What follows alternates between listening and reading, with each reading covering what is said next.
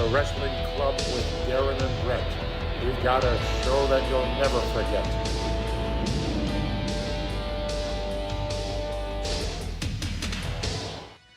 This is the worst Royal Rumble. Well, I'm officially giving you the first entrant. It's me riding Bastion Booger down a slip and slide. Okay. Alessandra Mussolini's granddaughter. Who do you guys think should get the Kofi spot in the worst Royal Rumble ever? One half of the Glamour Girls, Judy Martin. She's in her 60s. I want to see her do a Kofi spot. Mm-hmm. Pioneer of long-form improv and creator of the long-form improv, the Harold Del Close. No, they didn't And go he's over the... telling you about Wait a he's minute. telling you about Commedia dell'arte. Like, I think it could all factor in ultimately. They into get your on the wrestling plane to leave experience. Jeddah, but Okay. they get held. We got it. Let's just throw Da Vinci in there. Maybe he could use the Mona Lisa as a weapon. Machine Gun Kelly. I think we have to keep that feud going. Yeah. Ross from Friends. He's bringing Lucy, Australopithecus. All a pound stone. And I'm going to go with Ira Glass. He holds up the Mona Lisa, so she thinks it's a real person, but then she goes straight through it. Hudson Hawk, and he tries to steal the Mona Lisa. Megan Thee Stallion just like completely captures Ross's attention from Ira Glass. Judge Janine Pirro, the Fox News personality, does a springboard Huracan Rana on MGK. Well, it seems obvious the answer is the ghost of Michael Alec. Oh, yes. Oh, I think Michael Alec's ghost will eliminate Ross Geller. My pick is going to be Dobby the elf from Harry Potter. He's going to, like, disembowel Ira Glass. But he grabs a stapler and he staples his guts back into his body.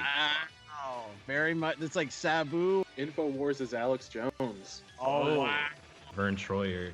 Yeah, Janine and Alex have formed a sort of coalition. Like, Troy's going to be up in her face. He's going to wreck her, dude. Like, He's like a xenomorph face hugger. yeah, pretty much. Bones from the television show Bones. And just to be clear to everyone, Bones is the girl, not David Boreanaz. Okay. Ross Geller left behind, some bones, so this is useful for me. I'm just gonna say that Bones has the power to control Bones necromancer style, so actually these won't distract her. This will be the ultimate aid to Dr. Temperance Brennan, aka Bones. It is now time for the worst Royal Rumble!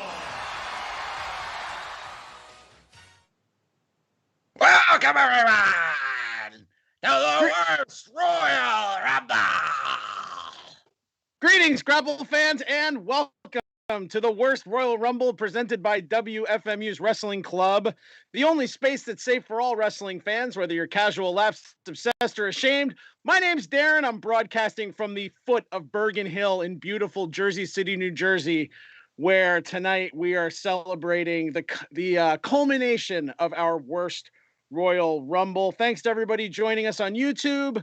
Thanks to everybody joining us from somewhere in time in the archive on Spotify, Apple Podcasts, Stitcher, etc., etc. Before we go any further, let me introduce to you my co-host, coming to us via satellite from Hollywood, California.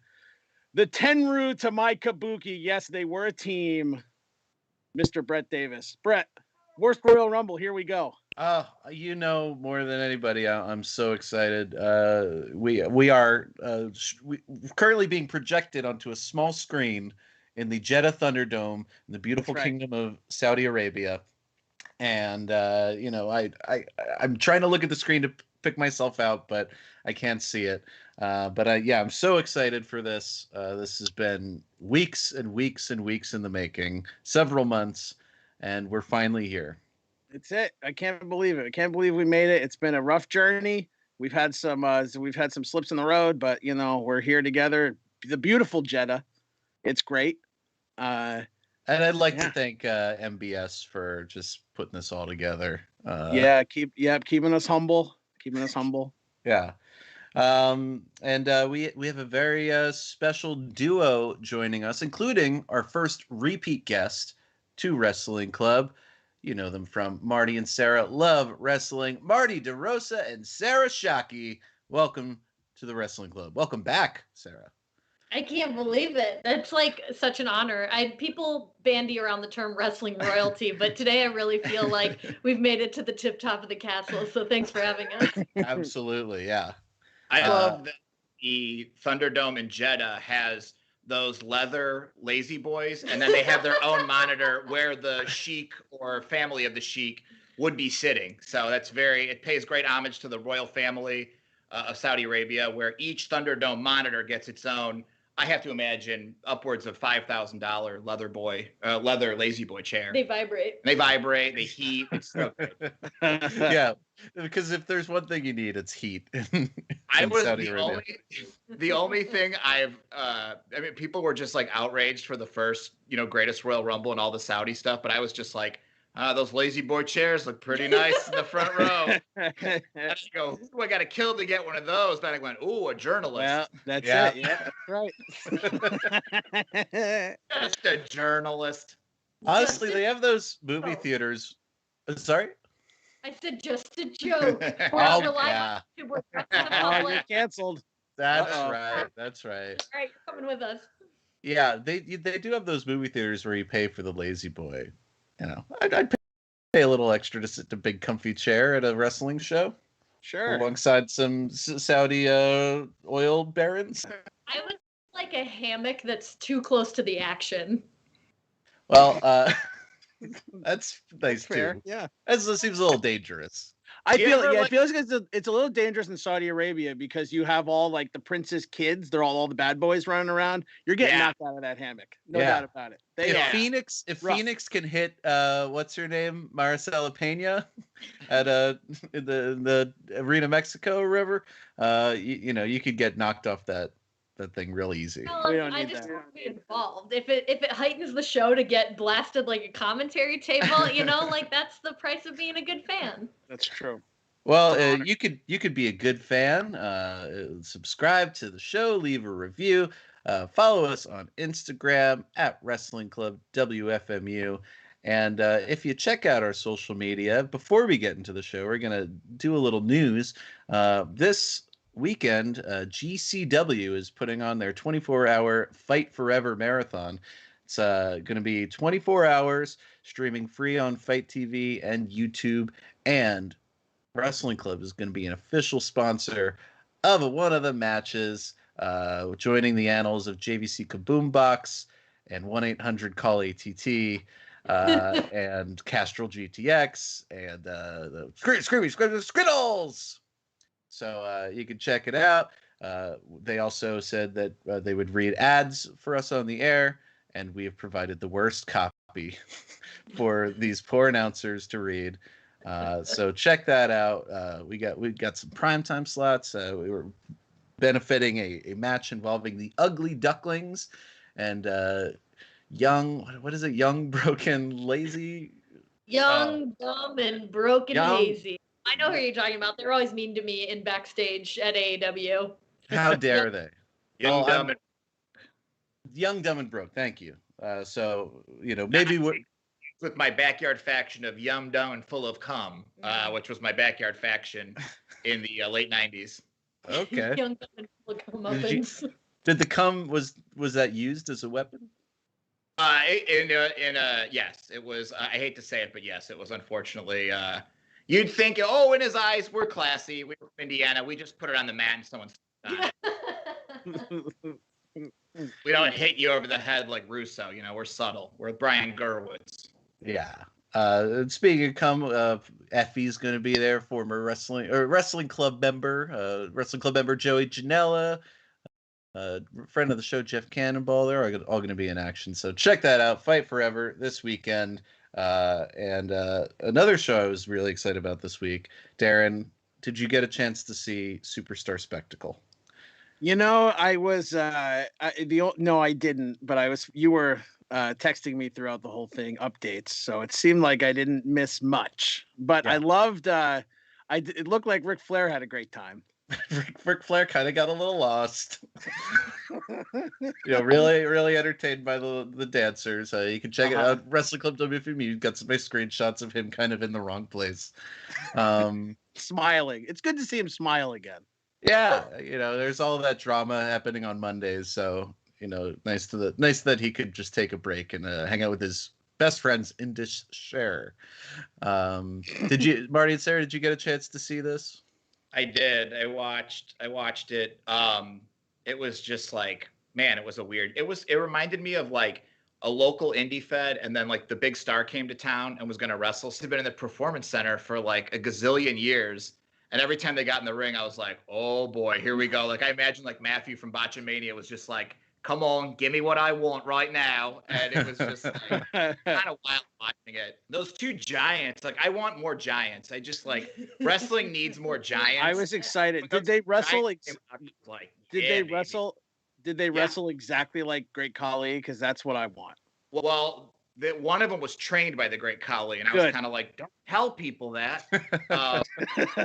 There Did was. Did he do a chop? I don't think so. I could be wrong, but he did the double arm Khali, which was Okay, like cool.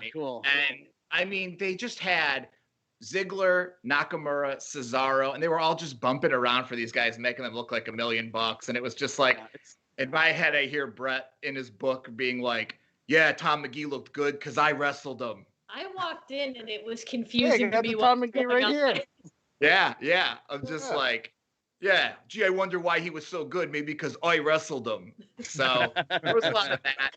I was waiting for like a breakout guy to just be like, whoa, who is this? But, it's interesting. And any time that, Ric Flair can get in the ring with kind of less restrictions, I felt like he was kind of like, they were just like, whatever, just go out there.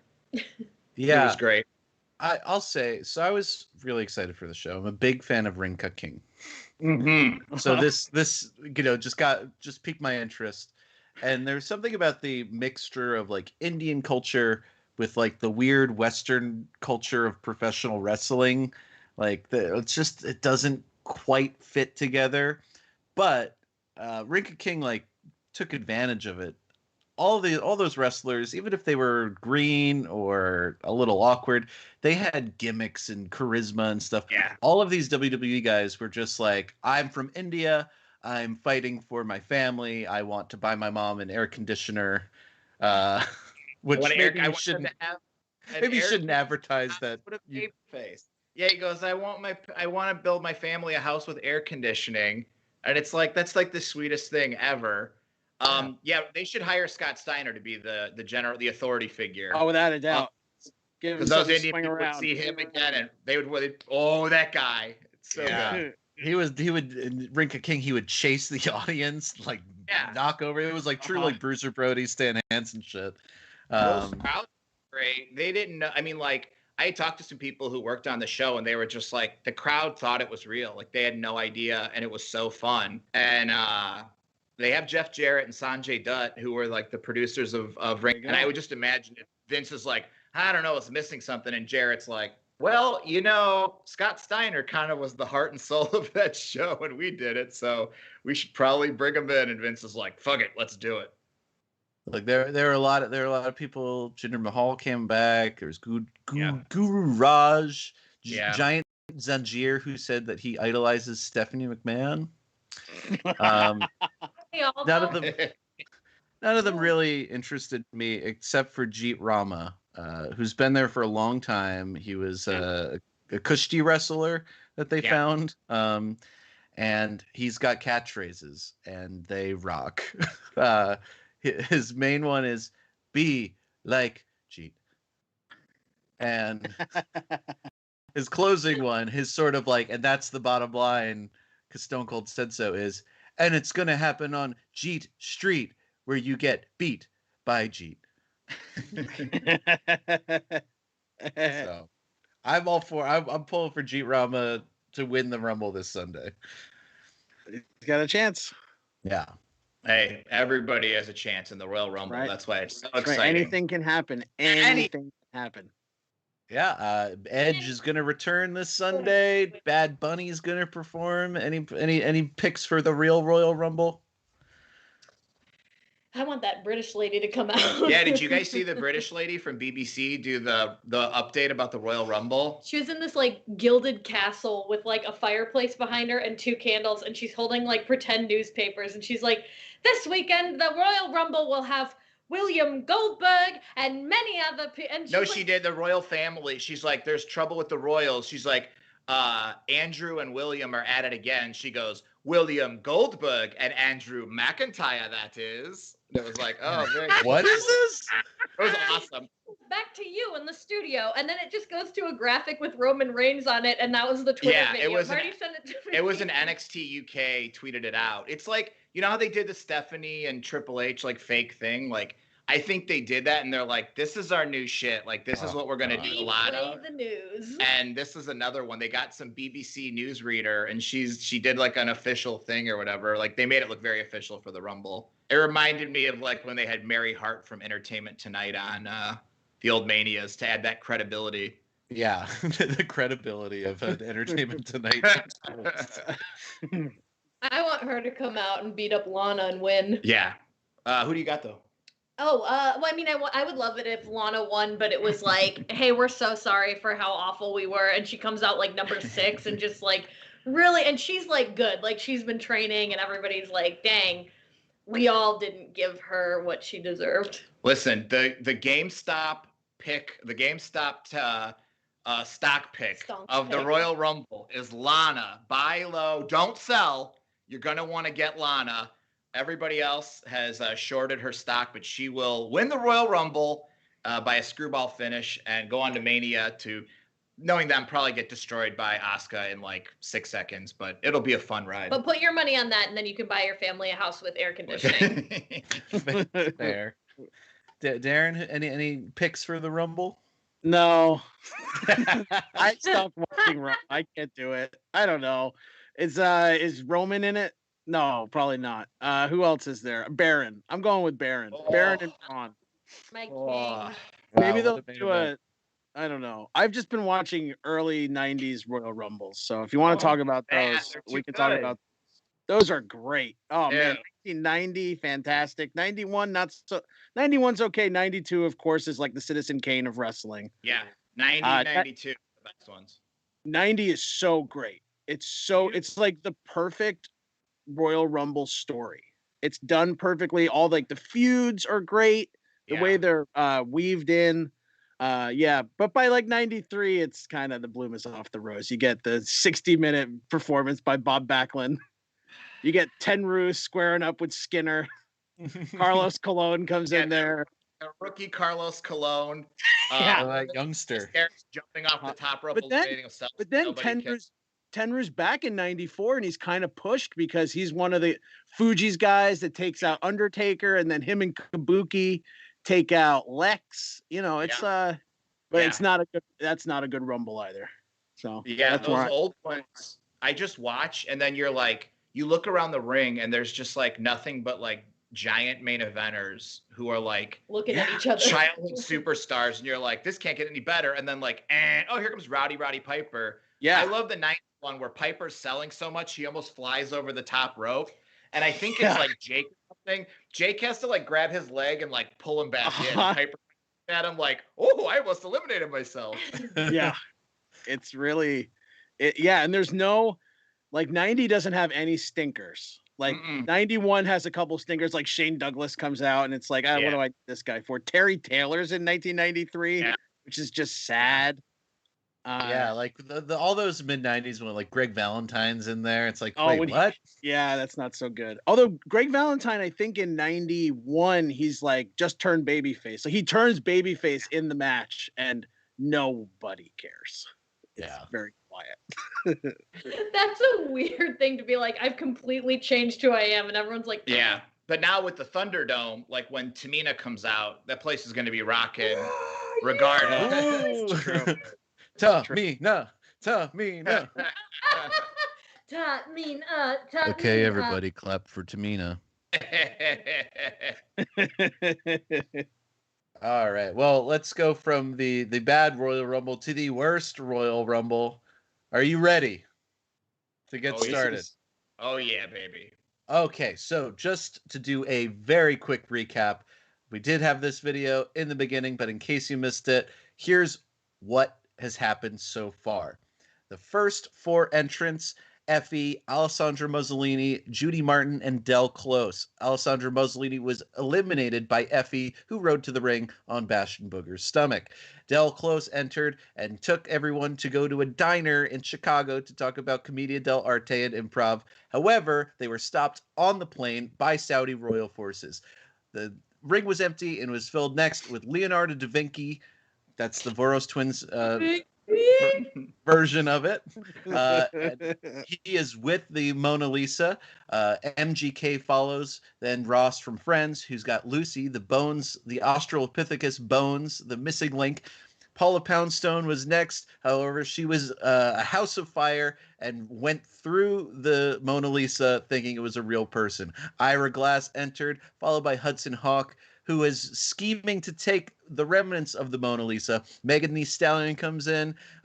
Judge Janine Pirro showing off some surprising lucha moves.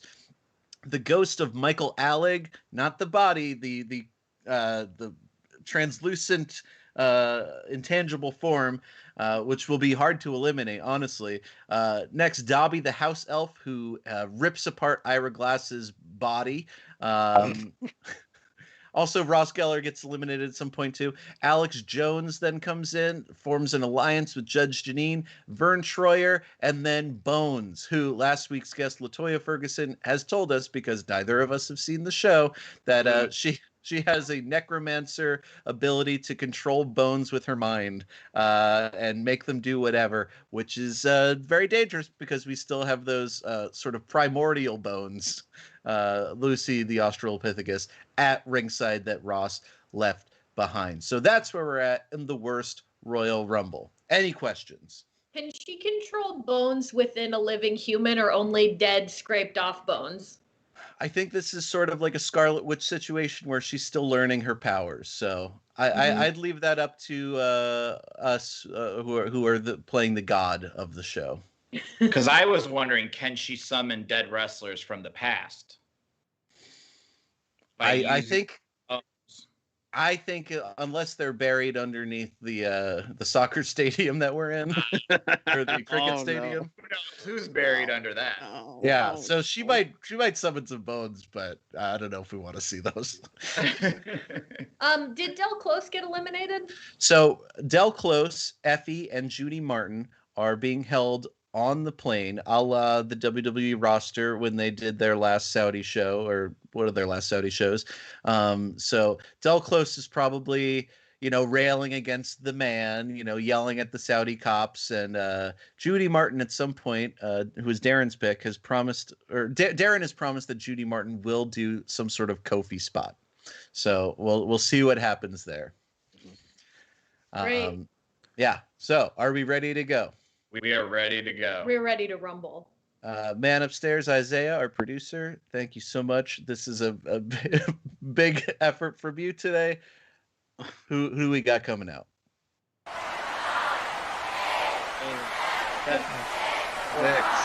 5, 4, 3, 2, 1. Hey! It's Santa Horse. I'm making my list. I'm checking it twice. I'm trying to see who's naughty and who's nice. And let's be honest, it's nice being naughty, but I got a letter down here at the South Pole, and I opened it up, I read it, and apparently you guys need Santa Horse to pick the next entrant in the absolute worst Royal Rumble, where, the guests pick the shittiest or weirdest entrants on who's next in this, giant clusterfuck of a thing. So, who else should Santa Horse pick but the most metal wrestler I can think of, the Metal Maniac? From East Coast notoriety. I heard he wrestled Jimmy Snuka once or twice. Anyways, that's who I'm picking. Have a very Merry Xmas, a very Happy New Year, and just remember, straight from Santa Horse, to keep rolling ass! All right, the Pro Wrestling Illustrated Independent Wrestler of the Year, Warhorse, picking a East Coast professional wrestler, the Metal Maniac. I did not know who this guy was, although there's a very, very good chance I saw him as a kid. Yeah, no, I recognize the name from like ICCWC or whatever it was. Like, So the Brett, did you ever watch Jimmy Superfly Snuka wrestle at an independent show when you were younger? I never saw a Jimmy Snuka match. I saw King Kong Bundy, I saw Sarge, I saw Doink. So the Metal Maniac was Snuka's kind of like handler / driver / only guy he wrestled on these independent shows. So if you lived in the East Coast, you most definitely saw the Metal Maniac wrestle Superfly Snuka. I would say I probably did then. Yeah. Wow. Yeah. What a legend. Also known as Jeff Miller. He is from Short Hills, New Jersey. Oh, good. Represent. He's like one of our betters here. Yeah. Does you think he works at the Short Hills Mall now? I don't know. It's Well, I tough guess to we'll have say. to find He's out. got. If you are listening to the podcast, Darren, can you describe what the Metal Maniac looks like? The Metal Maniac has what looks like a mullet, but it could just be a weird haircut. He's a little rotund, I'd say, a thick man. He's got some like fourth-rate Road Warriors paint on. He looks like he might work at like a shipping facility, but he looks pretty intimidating. Well, thank you, Warhorse, for this pick. So let's book the Metal Maniac's entrant. Currently, he is the only wrestler. Now, I'd like to comment that Warhorse told me at the last indie show I was at that he does his cameos at like 2 a.m. against a wall outside, and his neighbors really hate him. Yeah, it does look like a dusk situation there. So it might be like a 5 a.m. thing.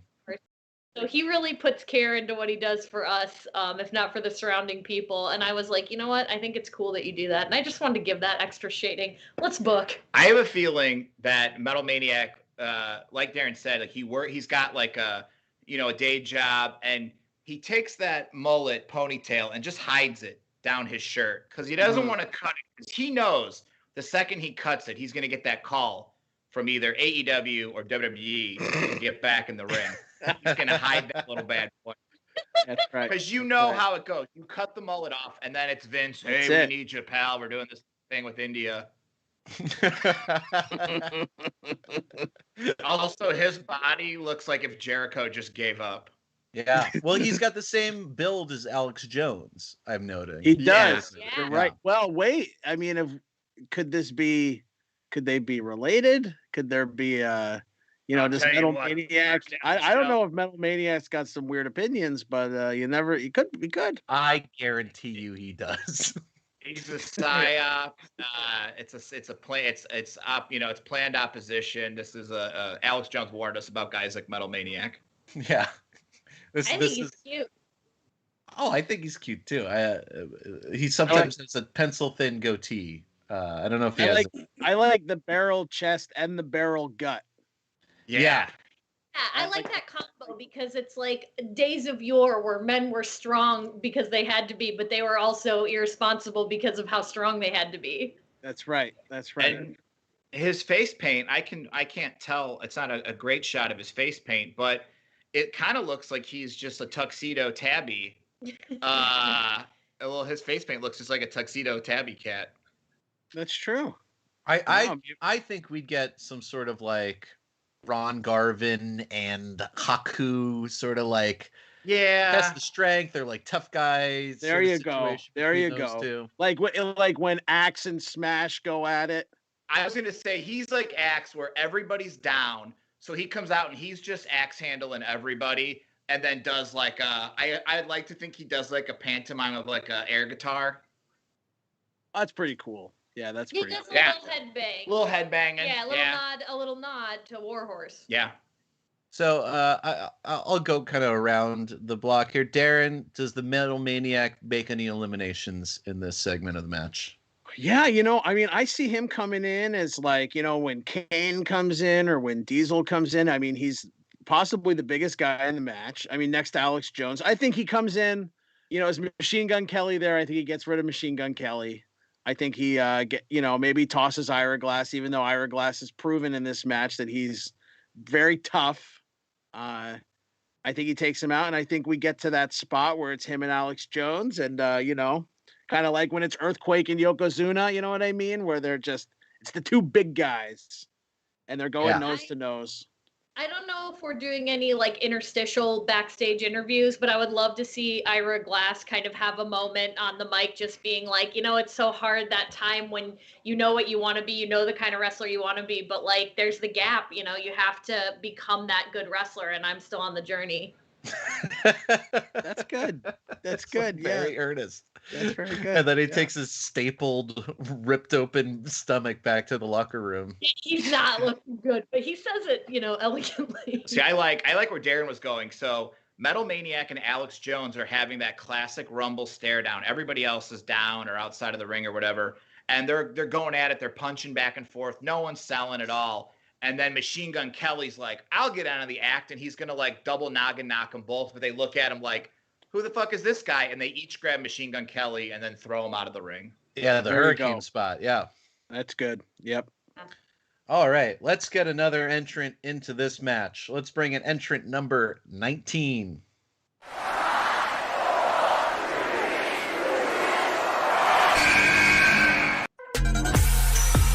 Could it be? We're stirring it up. Red Velvet. Wow.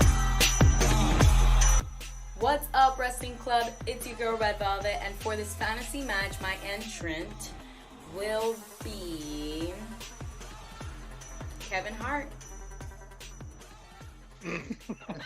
Okay. Stirring that bitch up. I'm very looking forward to AEW kind of announced that they might have a Red Velvet face shack. As a big fan of hers on Dark, I'm very excited. But she's added Kevin Hart to this match. I'll say not the most exciting pick, but Kevin Hart kind of comes out. He sees the lack of reaction, and then he kind of sort of calls out his backup, and The Rock comes out to be in his corner. Wow. He came out dressed as the 90s Rock, and then The Rock can come out like, what, man, what are your fun, like, banter? Like, you're little, you're big. It's like, everyone's laughing. We're all in the big chairs on the Thunderdome screens just laughing. I feel like with Kevin Hart, it's like with when WWE had the mini wrestlers from Mexico, when they were doing like Super Astros, and there were the little tiny like Max Mini and stuff like that. So you get your Octagoncito, you got these real tiny little wrestlers. Then there's like the bases, like, that are like a little bigger, that they're almost like 5 feet tall. And Kevin Hart is kind of going to be like the base, where Vern Troyer is going to be like Octagoncito, like a little Max Mini, and they're going to do some lucha that's going to just drive everybody crazy. They're going to get a holy shit chant started. They're going to do the Malenko Guerrero square off after they just do a set of amazing moves. Judge Janine can't believe it. Judge Janine can't believe it. She thought she was the best lucha wrestler. Yeah. Adam Susan in the chat says Kevin Hart would be a great manager. And former guest Rob Pasbani, who inserted Judging Piro into this match, is definitely rooting for her. So fingers crossed, Rob, that she'll stay in. Hopefully she'll have a good match. Should be noted, she's got her glass of wine. She is drunk in this match, so she's kind of got a drunken master style. Yeah, and then maybe something where like Megan Thee Stallion picks him up like he's a child, and maybe rocks him to sleep or something, like some Chikara action, and then gently sets him over the top rope or something. Oh, okay. So do we have an elimination? Let's keep him in. I think it's okay. The Rock catches him, and then he kind of does like a charming like and like she's kind of like. I think he catches him, and those big recliners puts him right to sleep. Yeah, but the feet don't touch the ground. The feet don't touch the ground. No. Oh, they touch under his little leggies and maybe a blanket reach. that's got like the logo. All right, let's bring in entrant number 20.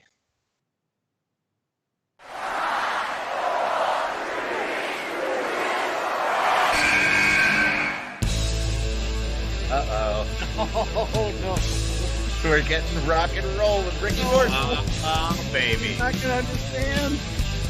Oh wow! He puts himself in, I guarantee it. What's happening, Brett?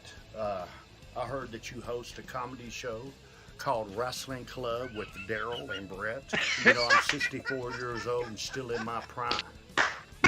You know, really weird shit when I get in the ring. Did you watch the match of me and Joey Janela? 64 years old and still can tell a great story in our business. What's wrong with WWE? They need somebody in there like me that can teach these guys how to sell. But if you really want to see a shitty Royal Rumble, put all the guys in that killed our business, like Kevin Nash. Check me out on School of Morton. I have a live show that comes on YouTube every Sunday at 5:05 Eastern Time. And if you really get a little froggy, come on up here to my school and get you some. Wow. Rock and roll, Ricky Morton adds Kevin Nash to the match. Okay, so he's on the side of the road, wearing his Warped Tour shirt. Oh, I bet that's his son's shirt. I guarantee that's his son's shirt. I just pulled it out of the laundry. Or like he was at an indie show and didn't have a shirt, and like Kevin Koo was like, "Here, Mr. Morton, you can have my Rancid shirt. Thanks." Darren, is it just me, or does Ricky Morton look exactly like an older Perry Shell? Oh my God, you're. Yeah, anybody that knows Philly or Best Show, or you might know Perry, they look exactly alike. If you can't see this footage, and I really recommend you check out the YouTube because all this footage is going to be there.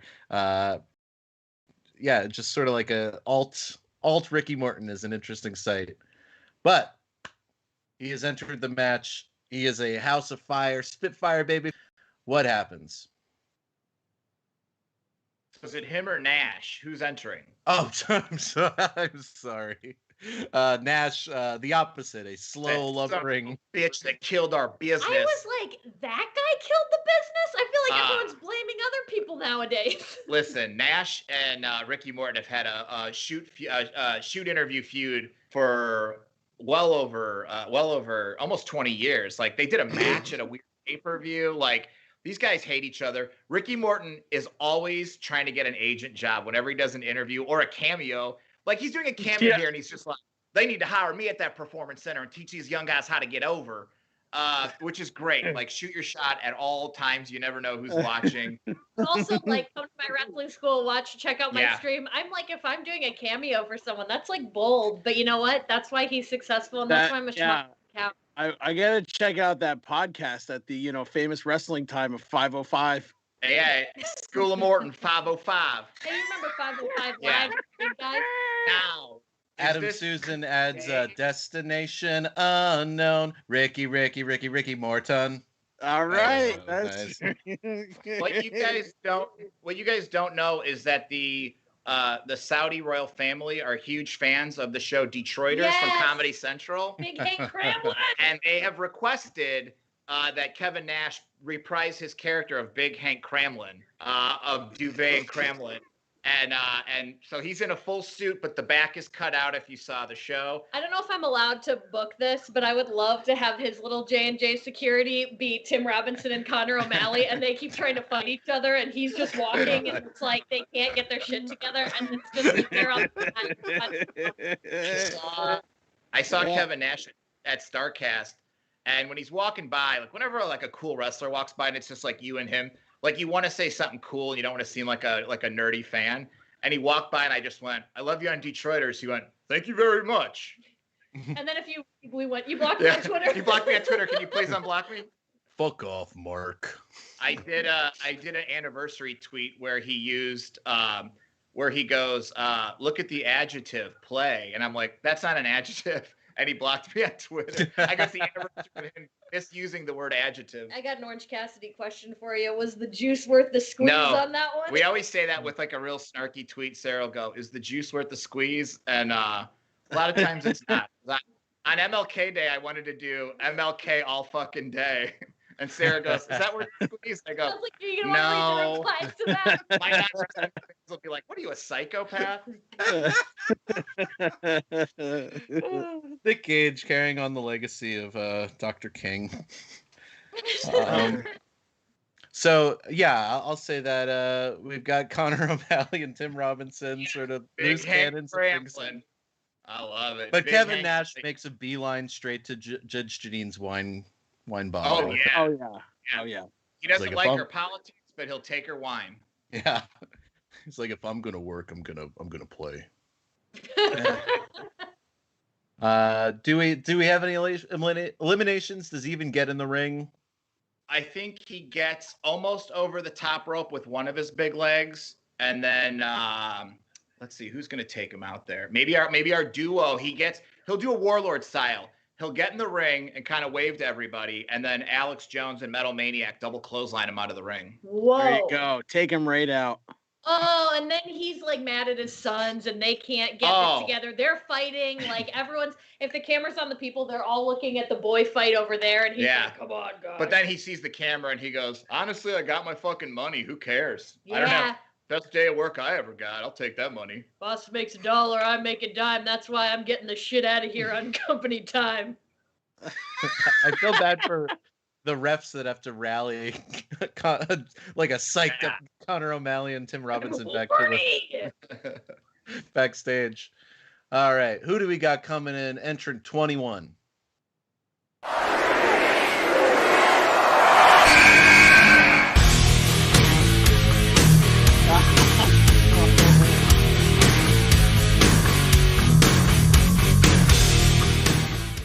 You want to be hardcore, you want to be extreme like the Sandman, well then you got to listen to the Wrestling Club with Darren and Brett. And for my studious pick of Big Bird to enter the Rumble. Peace, gentlemen. Sandman gets it. Yeah. Sandman understands this bit. He does. I can't believe it. You know, he just he drank himself sober. Hardcore. Hey, listen, here's the Big Bird's promo in the back. He's like, I was supposed to be on the Challenger, but I didn't make it because I wasn't big enough. I was too big to be on the Challenger, and it saved my life. But in this event, the fact that I'm big is going to help me ruin everybody else's night. Yikes, Big Bird! Wow. Jeez! That's a heel turn he can't stay quiet for. Then he the Big Bird. Two big birds. I mean, he's got a Big Bird's got to just toss a bunch of people out, right? He's the biggest competitor so far. Right, Yeah. 10 feet tall. And this is a match with some big guys in it, but yeah. So we got MGK, Ira Glass, and Kevin Nash have all been eliminated. In the ring, we've got Hudson Hawk, Da Vinci, Megan Thee Stallion. Weird one. Big Ghost of Bird Michael goes straight Alec. for Megan Thee Stallion and just double hands over the top rope and goes, Megan Thee Stallion, I miss Kurt Stallion from the Indies. And it's like, okay. He's like a big fan. Yeah, and it's like a weird statement to make, and then she's kind of like, I guess I'm eliminated for that point. Thanks, Big Bird. Yeah, I don't think she knows who Kurt Stallion is. No, she definitely doesn't. And her promo backstage is like, I don't really know what happened. I wish I could be grateful like that dad over there, Big Hank Cramblin, about getting a payday. But honestly, I feel like I could have done better. And it's like kind of a nice babyface moment. And I spent too much time on these guys, so they got to go. So Metal Maniac and Alex Jones are going to do their classic. Like, let's double clothesline this big nerd. I love them together. And he comes at him, and Big Bird just walks through both of that clotheslines. And they're like, oh, God. He turns around, double clotheslines both of them out of the ring. Everybody's like, what are we going to do? Bones goes, I got this. And Bones is summoning his bones. And he's just like, I got no bones, lady. I'm a puppet. And he's just staring her dead in the face. And so everyone else is kind of like, we got to band together and we got to go after this Big Bird. And, you know, Big Bird's got those big orange legs with the little rings. Everybody's eyes are going like, we got to take Big Bird down because Big Bird on Big Bird's ass is much easier to deal with. Big Bird does a lot of that Andre Rumble move where people grab his legs and then he holds their head to his leg and like lifts his leg up and stomps down. There's a lot of that. Big Bird doesn't have a lot of offense. He's kind of dealing with Andre's offense there. Maybe a double choke slam, a headbutt with the beak. Oh, that's I do have to be a stickler for I'm the one looking over this. First off, Bones is the girl, not David Boreanaz. It's Emily Deschanel. And second, Are we admitting that Big Bird is a puppet? Because then inside we'd have Carol Spinney, who has bones, presumably. Well, Or isn't it if Big Bird insane? is an actual bird, maybe has brittle bones that Bones, the character, cannot control.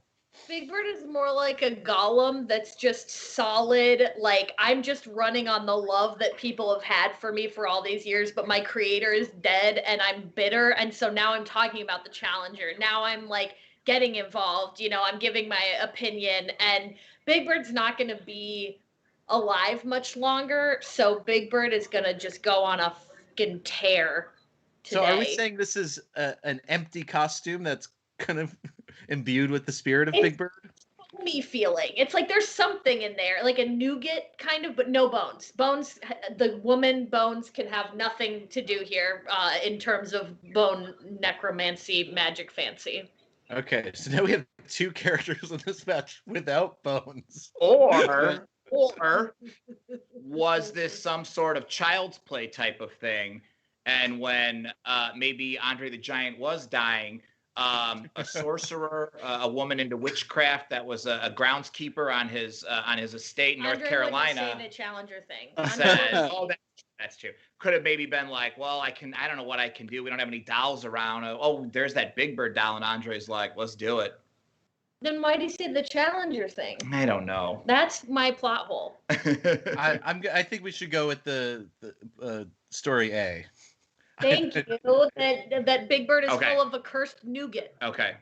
Yeah. just for simplicity's sake. Question though: have Alex Jones and the Metal Maniac been eliminated? They have been eliminated. Yeah. Okay. And they're forming a tag team, and they're kind of excited to wrestle together again.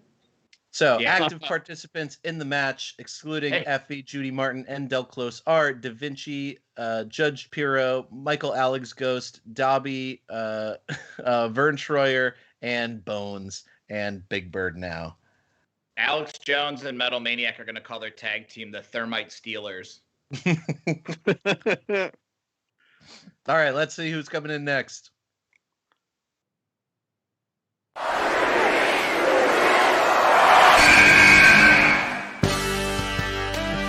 Aaron, do you know who this is?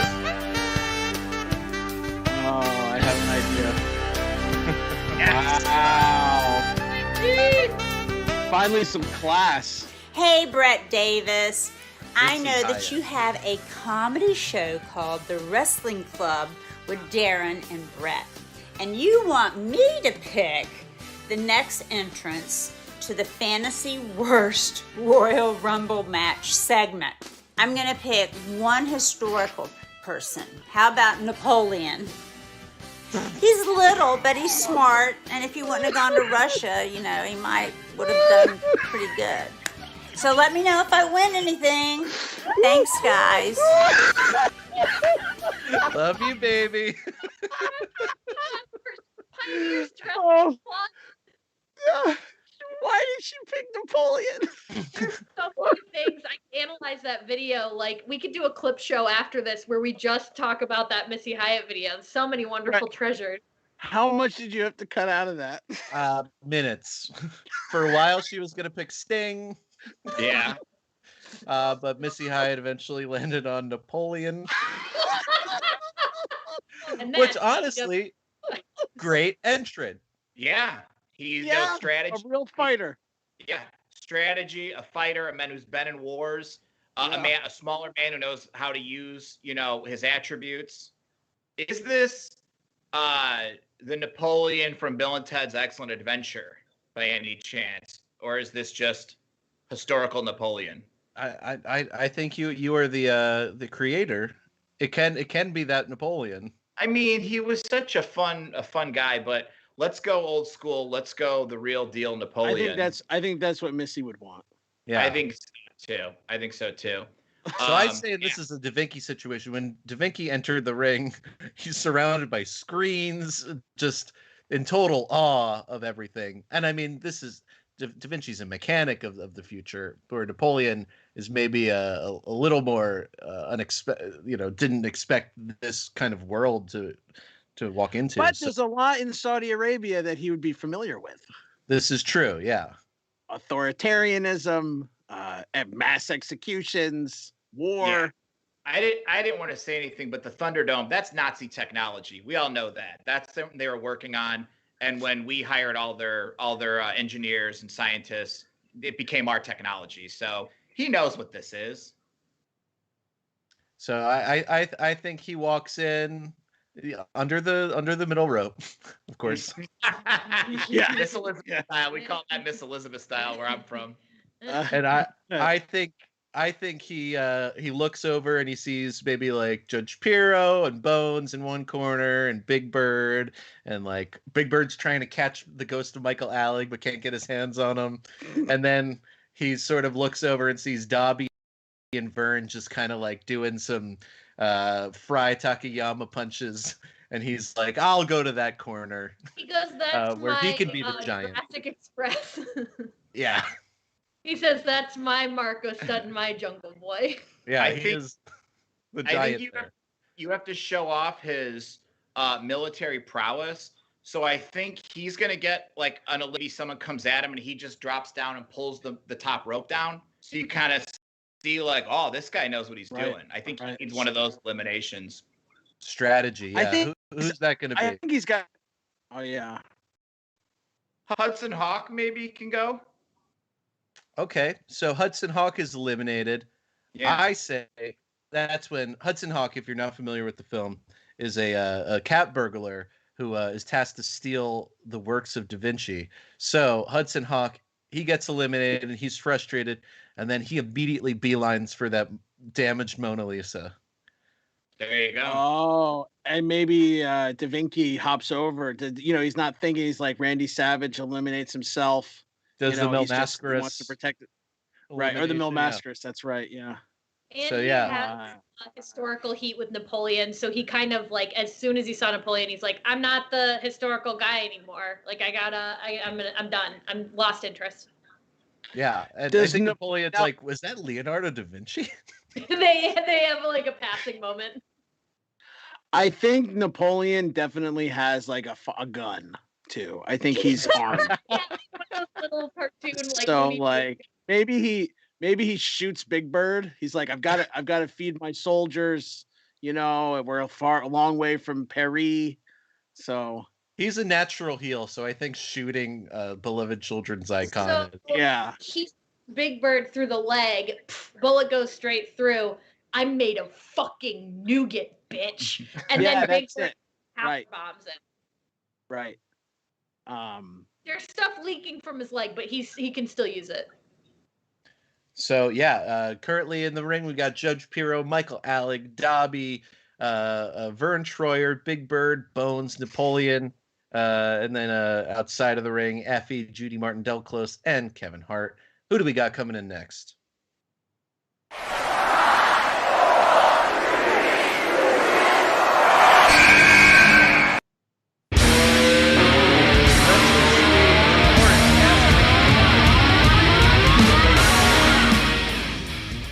All right, Brett. The Wrestling Club with Darren and Brett, the worst Royal Rumble. I get to pick. It's got to be Luke Hobbs from Fast and Furious franchise. Okay. Good. Big shock. Luke Hobbs, the What? character portrayed by The Rock. Wow. And at side we have the actual Rock. So this is a Royal Rumble moment. This is we like get a the mix. zoom in on The Rock. Right. We get the zoom in on Hobbs. Yeah. Royal Scrumble. Is this one of those? You could do this a couple ways. One way you could do it like the two Undertakers facing off, or you do like a DiBiase Flair where The Rock is leaving and Hobbs comes out and they pass each other like two ships in the night, which I love. Well, I think The Rock is babysitting Kevin Hart, who's still fast asleep in one of the big comfy chairs. Oh. And also, we just had Napoleon and Da Vinci cross each other in that Yeah, exact that's same true. way. You can't do it back to back. So Hobbs is going to drive a armored bank truck, like an armored car, to the ring. Beautiful.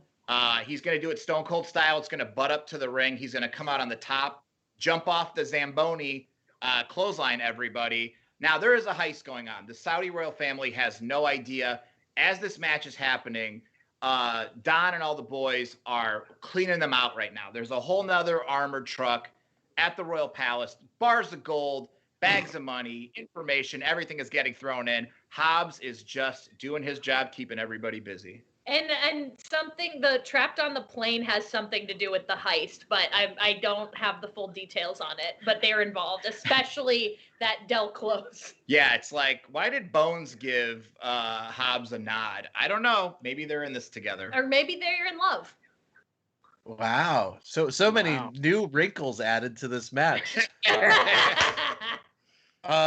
Theoretically, would Luke Hobbs be on Del Close? Was he trying to rescue Del Close, or is Del Close the problem?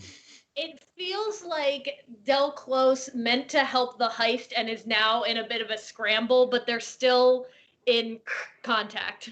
Yeah, or like Del Close is like a CIA operative from years ago who's like battling his demons, lost his way, battling his demons, and Hobbs is like, we're gonna do this, but the way we're gonna get out of it is we'll deliver Del Close back to the government. He's wanted for a couple things I can't get into, 9/11, but basically Hobbs, they're under the guise of we're gonna go get Del Close, we'll get him out of there.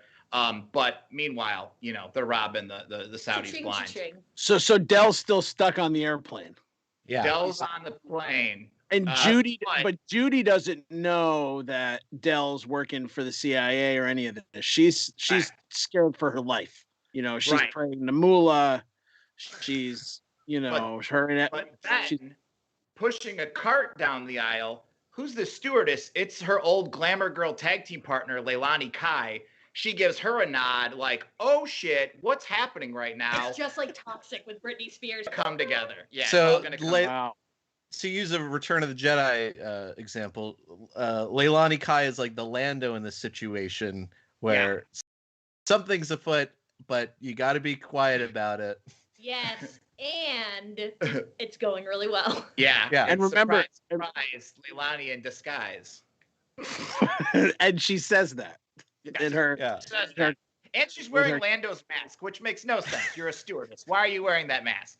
And remember, we still have a Kofi spot coming up, so maybe that gets them off the plane at some point. But I'm gonna stay tuned. We know that it's moving again. Yeah, I'm gonna throw something in here. I'm gonna say Luke Hobbs slides out the bottom rope, grabs a giant gun, tosses it to Dwayne Johnson, says, "You want to be a real hero? Come with me." And they hop back in the armored car and they back out of the arena. Wow. Presumably headed towards the tarmac. But Luke was not eliminated. He went under the bottom rope. Okay. Yeah. And The Rock was not actually a competitor. It was Kevin Hart who's sleeping peacefully, still unaware that this has happened. Yeah, but now no one's guarding. Kevin Hart. Did Kevin Hart make it to the ring? Has he been eliminated because he didn't get in, or is he still one of these guys who could slip in at any point? So he was tossed over the top rope into The Rock's arms. The Rock placed him gently like a baby. Is this our Kofi spot? Where his feet don't touch because everyone's just holding him like a little baby.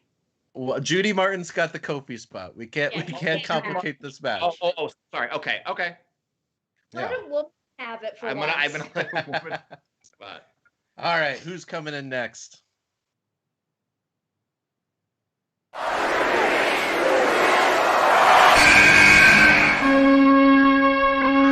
Mr. Solis, Senor Solis, Tito Santana, Roxbury School District, Mike. This is WWE Hall of Famer Tito Santana doing the first shout out, that is, to Brett Davis, an alumni from my hometown here in Roxbury. With Rudy Giuliani sweating down the color down the side of his face, I thought that was hilarious. So I wish nothing but continued success for you guys, and I hope that works. Congratulations on your show. Arriba!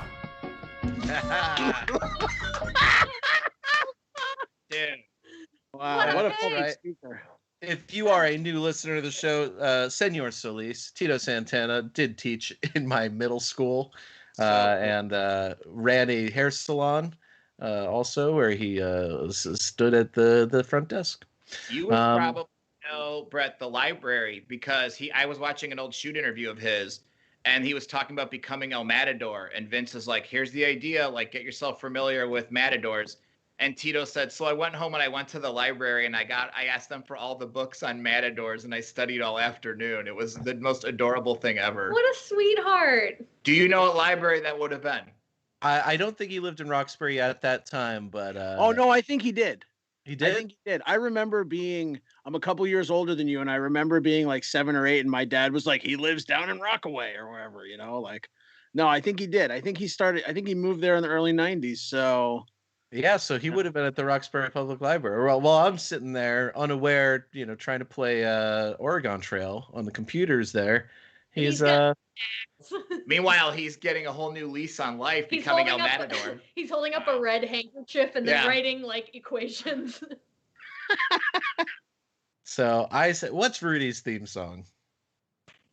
Oh man, I immediately thought of the Alex Jones style remix that the Knowledge Fight has, but it's Rudy Giuliani, like all of his greatest hits like mashed up, and there's this great like total landscaping, 4 seasons, and he comes out like doing these like robot, like big arms, and it's like, what is this guy's deal? He's acting very unstable. I picture like a nice singlet that says America's Mayor on it, but it's white and all the hair dye is getting it gross already. yeah, he's got a lot of color problems. Yeah. White, yellow. He's got like a white, sweet, like Jeff Cobb style singlet that says America's Mayor. He also has a cape. He has a cape, which is weird. And it's like it looks cheap. Like it looks like he got a nice clip for it, like a nice gold clip, but it also looks like a flag that somebody gave him.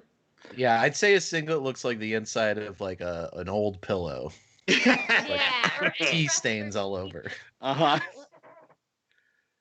Darren, let's get your take on Rudy's fare in the Rumble. What happens with him? Oh boy. Well, I think he goes right for Napoleon, but he's trying to like work with him. He's like, I'm your guy. Napoleon. I know a lot of things about. I know a lot of people like you.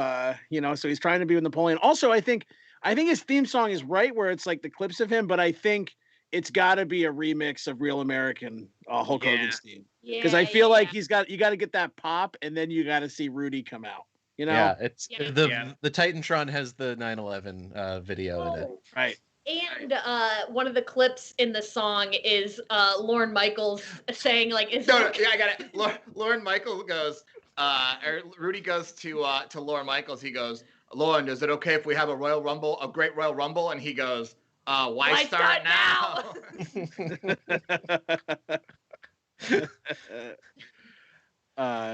I think Darren was so on point with that. I feel like Rudy goes up to Napoleon, and it's just like that scene in Die Hard where that guy is like, Hans, baby, let me talk to you. Yeah. And like everybody's like, Rudy, you don't know what you're getting into. And he's like, I know how to talk to this gentleman. Please leave us alone. We ran great empires. And he's like, Napoleon, team up with me. Let's do this. And Napoleon's like, yeah, great idea. Rudy turns around instantly, forearm to the back. He takes Rudy down. I also think that he sloshes her wine on Rudy and is like, yeah, take that, you bastard. I think everybody gets a shot in on Rudy.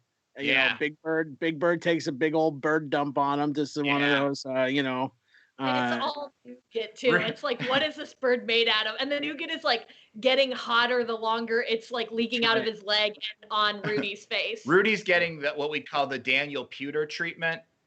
If you don't know, Daniel Pewter won one of the $1 million Royal Rumbles or something. So they put him in the Rumble with all of the hardest dudes there, and they beat the shit out of him. And that's no different than Rudy. Rudy, his poor singlet the straps have been taken down, not on his accord. And I mean, everybody who's everybody is just chopping away. Is Ira Glass still in here? No. No, He's been he's made that eliminated. speech, I'm yeah. trying to see who's got the best chops that just make you be like, oh my god, I Oh, can't. Vern Troyer does, but he has to be helped up a little bit. Yeah, and then after all those chops, he's gonna drop down to his ass in the corner, and then you see Megan Thee Stallion just do the Rikishi. She got eliminated. Ah, Michael God. Alec has a personal gripe against him because Rudy Giuliani killed New York nightlife. That's right. That's right. But it's the same way that Michael Alec killed his With boyfriend. his ghost Similar. he goes up to Rudy Giuliani and puts his hand over his ears. And Rudy, like the crow, how that bad guy could put his hands, or how the crow put his hands on the bad guy, and he's like, "You're gonna feel all my pain." Rudy's gonna get all the feeling of all those party drugs coursing through his veins, and Rudy basically just shits his singlet. He can't handle. He all shits that- all everywhere. that Yep. So we've got ecstasy bird all shit. through We got bird shit. We got Rudy shit. I think also Michael Alec, like that's not enough. Like he really wants I think he just wants to finish off Rudy Giuliani, and you know what that means. So Michael goes to Michael Alec, sneaks up behind Napoleon, takes Napoleon's sword out, and then just off with Rudy's head, a clean shot. And the then Saudi princes go wild. go wild. They love this. Yeah. And then they just one of the Saudi royal guards slides a suitcase in the ring, and he just folds him up and puts him in the suitcase, and then throws it over the top rope like That's he's right. throwing it into the river. Wow. And then Yeah, at that's this it. moment, Kevin Hart stirs, like, and then goes back to sleep. All right, let's see who's coming in next.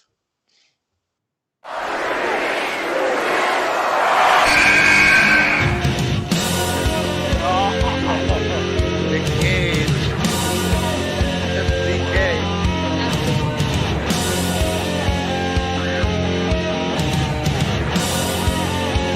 You got this shit, Nick fucking Gage. And I want to give a shout out to my murder, death, kill gang around the world. I want to give a shout out to my prison gang, all my boys locked down, Eastern Bloc. And I want to give a shout out to the Hate Club. R.I.P. Nate Hatred. R.I.P. my brother, Justice Payne. And I'm making this fucking cameo for my motherfucking boys doing that comedy show. Yeah, they're the best around, motherfuckers. And that show's called Wrestling Club with Darren and Brett. So you guys need to go fucking listen to that shit. Because Darren and Brett, they're real motherfuckers. They're real gang members. They keep it real all the motherfucking time. So they want me to pick the worst Royal Rumble. The next guest. And I'm gonna pick Wolfie D and JC Ice. PG-13, motherfuckers. So loud. So this is Nick Gage, letting everybody know my next fucking pick for the worst Royal Rumble is the fucking PG-13. MDK all motherfucking day. Shout out to Darren and Brett. Keep doing your thing. Don't let anybody stop you from doing that shit. And we won't. I promise I won't stop, Mr. Gage. Oh my gosh. History of PG-13.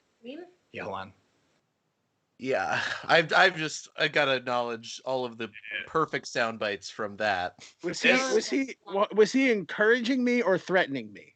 It's both. Okay. It's both. It's like tough love in the best way. Oh. Do you think the cameo executives know that he's like one of the shining stars of their product?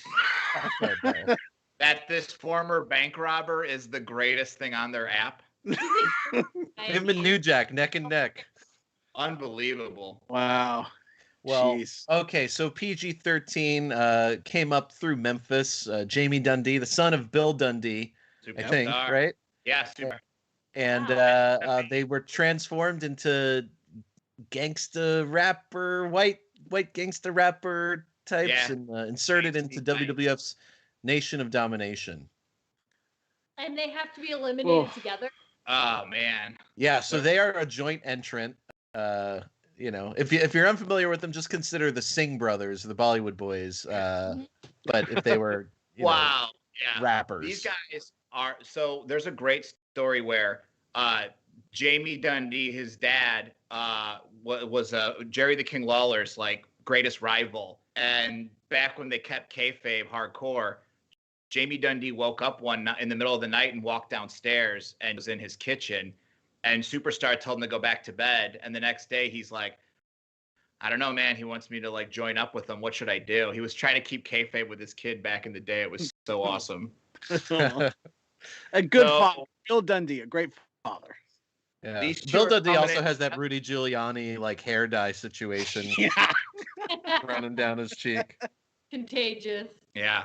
So I'm gonna say they do their rap to the ring, the nation rap, like "We are the nation, back and in color. Don't diss the man who will bone crush your mother." I think I know it has that. to end with something, something. Don't be a zero. We're here to fuck up Judge Pirro, because these dudes are criminals, man. Wolfie, JC, They hate judges. dude, Wolfie, JC's been in jail before. He's got no love for judges, so they're going right after And Judge they keep Janine. calling her Judge Judy, and Yeah. that's like offensive. Yeah. Judge Judy over there. They're going Uh, right after the judge. Do we get an elimination here? Ah. This What would be a if? rare success in the career of PG-13. So, This is all in your hands. all right, here's what I'm picturing. The what they're expecting is for these guys to take out the judge. But here's what's going to happen. They're going to both get in the ring. They're going to go for a double clothesline. The judge is going to throw them both out. Only one is going to get eliminated. Wolfie's going to get eliminated. And then as she goes to finish the job on JC, Wolfie's going to pull her out, kind of like how Sid pulled Hogan out, or Hogan pulled Sid out of the Rumble. So Judge Janine is out. Wolfie D is out. But JC Ice, Jamie Dundee is still in the ring. Okay. So we have eliminated Judge Janine. JC Ice is holding on. Yes. And Wolfie D has been eliminated. Wow. All right. Let's take a look at our So now final. PG-13 can't win though, right? Well, no, Because- Wolfie's still. We could No, still. but, like, oh, is it you- one of those tag team things? Like if one is gone, the yeah, I other's just don't know what eliminated? the rules are. Oh, no. I mean, they are a single entrance, so I think that might be the rule. Yeah. Okay, then. Wow. Poor PG-13. What do we do? What do we Don't do? tell Nick Gage that you eliminated PG-13 so fast. They got to stay in. I had plans for just JC. Don't get greedy. I think they got to eliminate the judge in a real fun way, like a real feel good way that like gets the crowd really back into this match. If they were losing any here's interest or what anything. they do. They take her wine and they like hold it over, and she's like, give it back, and she's getting closer and closer, and then they're like, why don't you go get it? And then she's like, wow, and they kind of like, and a few other people, but mostly them, like poop, tip her over, like big butt, like the gardeners wooden cutouts that used to be in rural yards. You know, you see her big bloomers. And it's kind of a nice like comedy moment, and also like healing in a weird way for everybody involved. She was really loud and annoying the whole match. Yeah, but I'm shocked that she's one of the the longest. She's the person in the ring the longest. What do you guys call that one? What spot is that? Because I know the Kofi spot is a fun elimination. Is this like the Shawn Michaels spot, the Rey Mysterio spot? Like, what do you call this spot? I'm not sure. I've always been the caretaker here. Yeah, it's like the workhorse spot where like when Yeah. they first started Rumble, it was like a half hour was a big deal. Like Rick Martel, I think, was like he was in for a half hour, and then it just kept getting moved and moved and moved. So, yeah, I guess it's the Judge Janine spot where he just lasts a shit long time. All right, let's Bob bring Back- in. Yeah, let's bring in our final special guest entrant. This is entrant number 26. Take it away.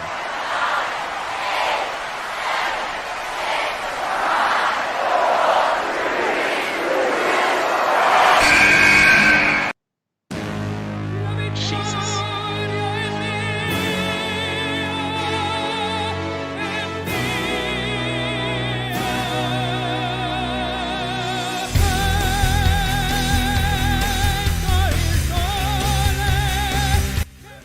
Ladies and gentlemen, 'tis I, Arsene Pino Morella, and it is my distinguished honor and pleasure to pick my entrant into the worst Royal Rumble fantasy match. I would like to thank everybody from Wrestling Club to give me this fantastic opportunity. Without any further ado, my pick is Fred Flintstone. Okay. All right. Santino Morella adding Fred Flintstone into the match. We talk about Napoleon shocked. Fred's got to be overwhelmed by this. I mean, wow. It's a lot to explain to him. First of all, why everybody's not cartoons. He's been briefed backstage. I feel like we have a really great backstage crew, just like putting in the work. He's been briefed as to why he's there. He sees a familiar face in Big Bird, and it's like, Flintstones, meet the Flintstones. He's coming out in his little car because that's, gonna get the pops.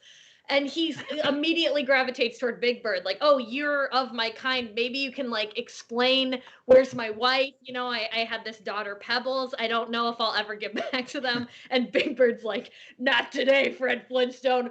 Boom, elimination just immediately. And it's Santino style. I'm gonna throw a twist in there. Fred falls out and then he lands, a la Mandy Rose landing on Otis's belly. He lands on Barney. Oh, I was gonna say little Bam Bam just catches him like it's nothing. Oh, catches him like it's nothing. That's true. I prefer that. Yeah. Back in the ring with that little arm. And then he's like, oh, thank God. He sees that Bam Bam's there, and suddenly it's like Popeye spinach. He's like, wow, my neighbor's son. I think I can do this now. And he's like, square up. So yeah, he now him and Big Bird kind of like have fisticuffs a little bit. Yeah. And I will say maybe Barney throws in the club. Yeah, he sees Big Bird, and all he sees is a brand new record player. He sees that beak, and he's like, "Oh shit!" He's like, "Big Bird, I don't know who you are, but you're either going to be a record player or a dishwasher or some. I'm going to use you around the house so fucking much. So like, win, lose, or draw, he's like, you're coming home with me." And also because Big Bird took the offense on him, he was offended. And people are kind of rallying behind the idea of Fred Flintstone making Big Bird into a gramophone. Yeah, and the announcers are doing all the cute like Flintstone like pun nicknames for everybody. Grandpa phone. Yeah, because Big Bird's a boy. He's just making fun. They're using all those fun names for everybody. All the more like acting like big turds, if you ask me. All right, Darren, I'm gonna leave this in charge of you. We're getting word that there's some sort of commotion happening on the tarmac outside of the arena, and we see The Rock and Luke Hobbs together. Running towards the plane. By the way, whenever they look at each other, it's like, woo, very hot. Yeah. All right, so we see they're running towards it. You see in the little cockpit window, Judy and Leilani are in the cockpit. The plane is taking off. I imagine there's some like crystal method playing right now. There's some like cool electronic music, like the plan's all coming together music. Oh, and also the inflatable co-pilot from Airplane is just in between them, like, yeah, ladies, we're doing this. So they're taken up. I think they get up in the air, and the trap door. Is there a trap door on the plane? I'll just say there's a trap door on the plane, and there's a moment like what's gonna happen, and who comes down? Judy, Leilani Kai, Del Close, and Effie riding Bastion Booger through the air. And I say, everybody, Bastion Booger crash lands, disintegrates, obviously. Sure. Yeah. He is a corpse. We did establish that in our first round that it is the corpse of Bastion Booger. Yes. So the corpse disintegrates. Everybody's fine except for Judy. She's about to be eliminated. Yeah. And they all land in the ring, but the force of it knocks her out, and she lands right on Kevin Hart. It wakes him up. Her feet have not touched the floor. Neither of his. Neither of his. Get your feet off me, white woman, or something like that. She's like, I'm sorry. I got to get back in. I made, her and Del Close are real good friends now. I'm not saying they're lovers, but maybe there's a little bit of that. Will they? Won't they?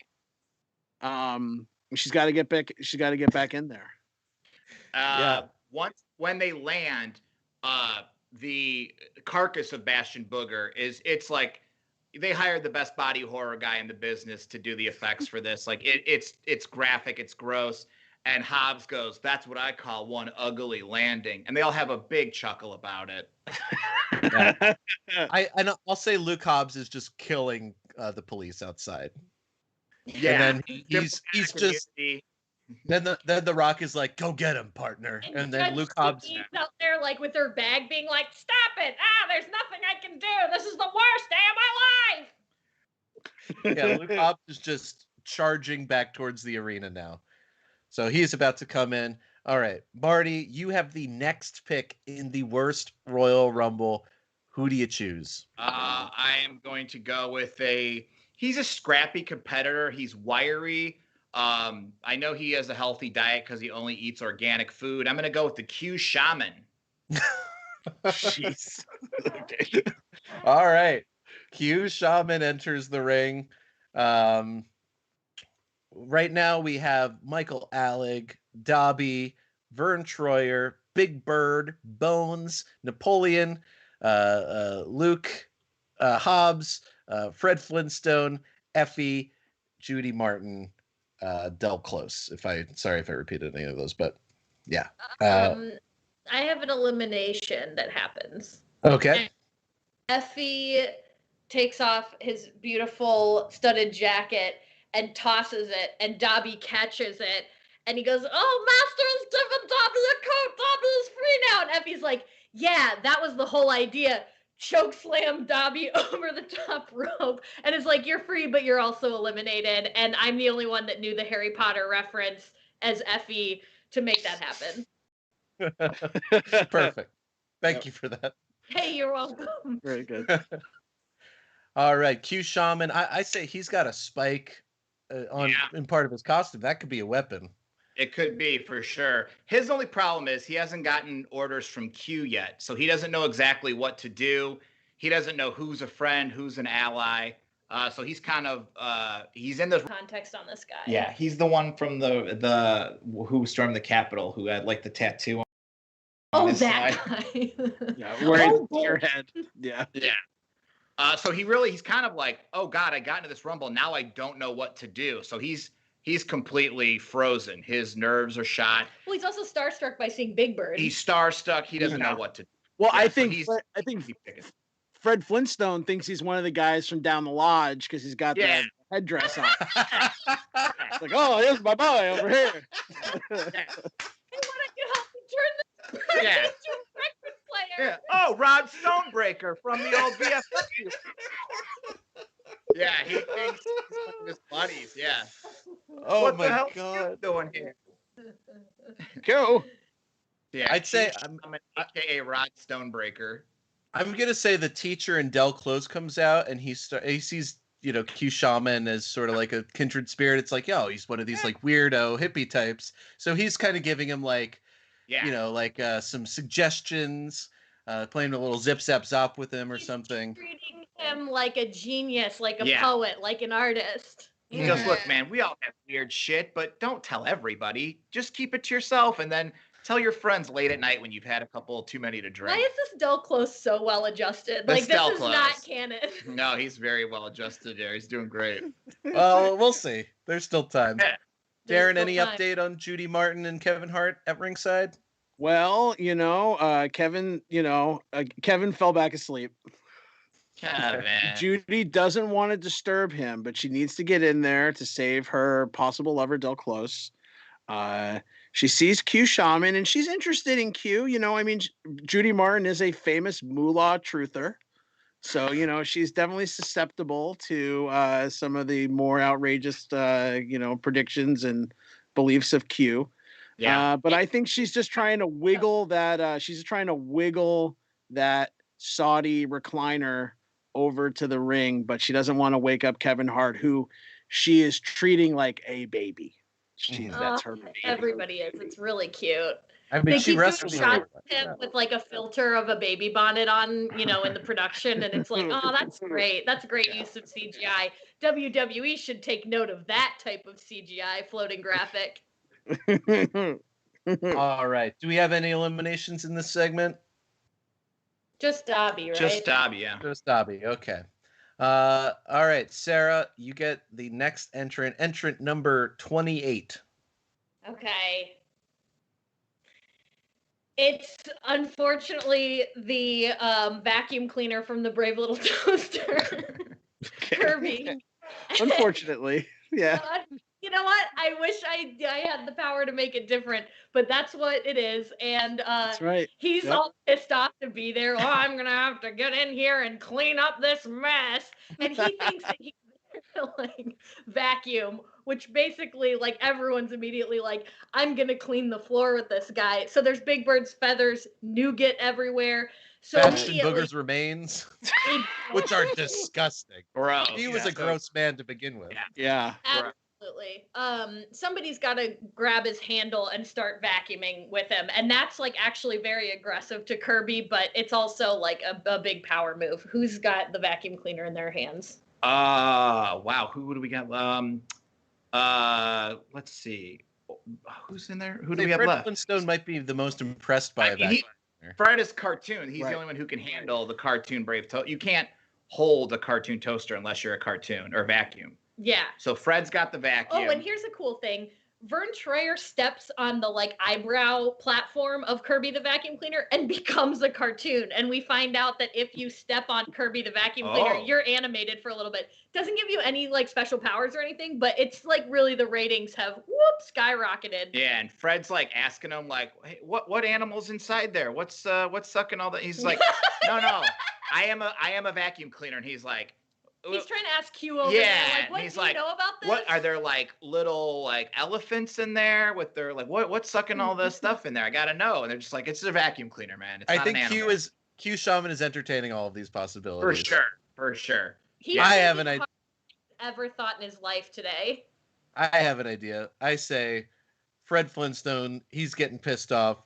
So he uses the vacuum cleaner. He sucks up the ghost of Michael Alec. Yes. Oh yeah. And then throw them both over the top. throws them both over the top. So we got 2 eliminations from Fred Flintstone. I tell you what, you're booking Fred real strong. Yeah. And he was that 27th spot, so magic. Yeah. Right. Yeah. Right. That is and like honestly, he's of that right era where Vince McMahon would love him. Yeah. He's a phenomenon. Yeah. Yeah. I feel like if you ask Vince, like, what are your favorite TV shows? It's the Honeymooners and the Flintstones. And they're the same show. Yeah. Same show. Yeah. Vince is like, I can't believe we've got a world famous cigarette spokesman on our roster now. I'm impressed. I'm also going to say Bones finally decides to use the Australopithecus bones at ringside and grabs the biggest one, and her and Fred now have this like club battle. And they're just and Fred's bashing like, each other. let go of my friend.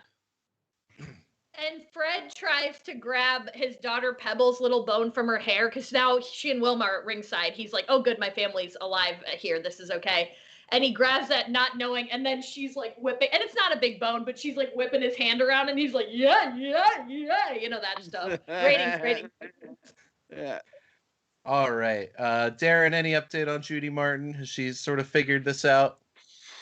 She's I think she's getting closer and closer. She's still trying not to wake Kevin Hart. She's really fallen for him. He's nuzzled against her breast.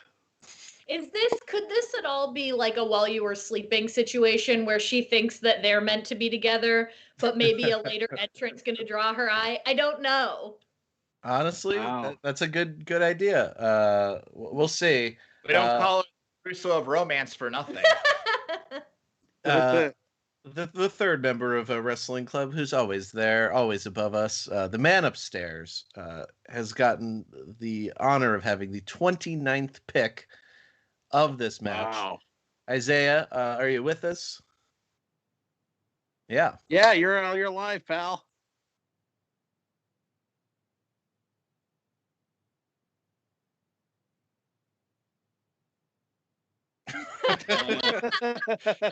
Okay.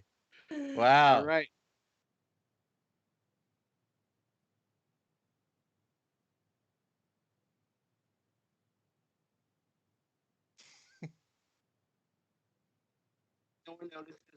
They're playing the Undertaker's music. Who are or do we know who the 3 children are? Are they 3 Saudi children? 3 little princes? Yeah, okay. All right. Privileged Saudi children, or are they more like street urchin types? Oh. Okay. So yeah, we're really rooting for him. Yeah.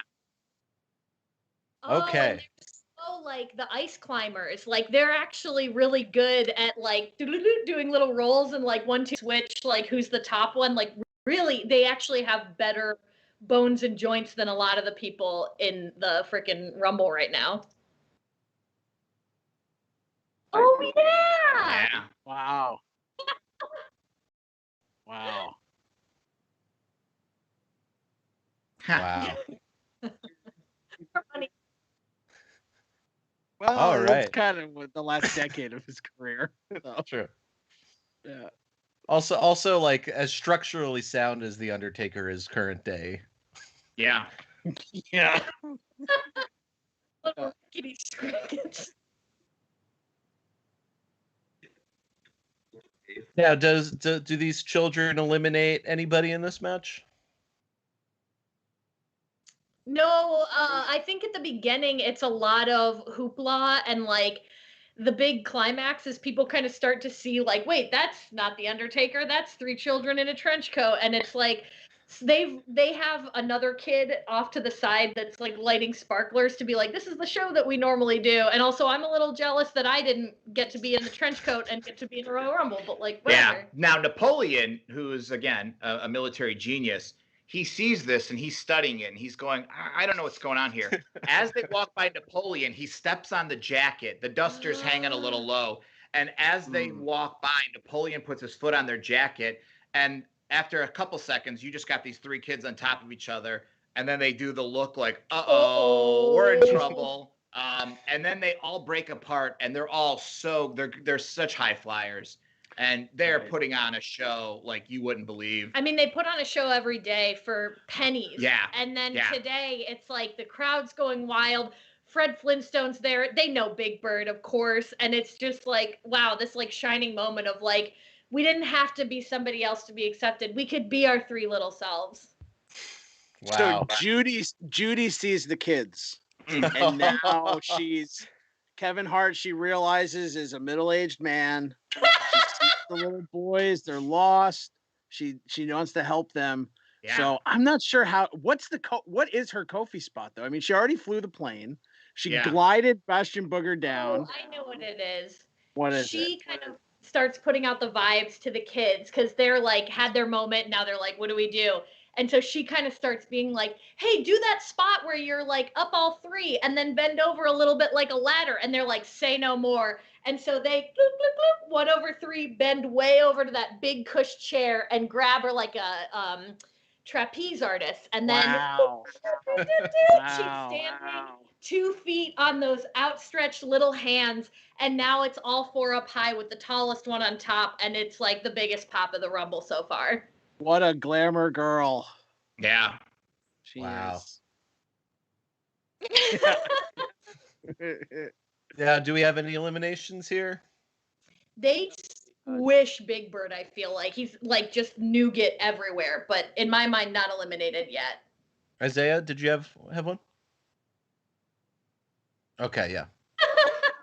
Checks Thank you. Checks out. All right. Now it's come to my pick. Wow, number 30, the lucky number 30. Who'd you pay off to get this pick, Brett? Hey, And did you announce it on a Today Show Yeah, early? this was announced on the Fox show you guys have. Yeah. Yeah, the OAN pre-show. Yeah.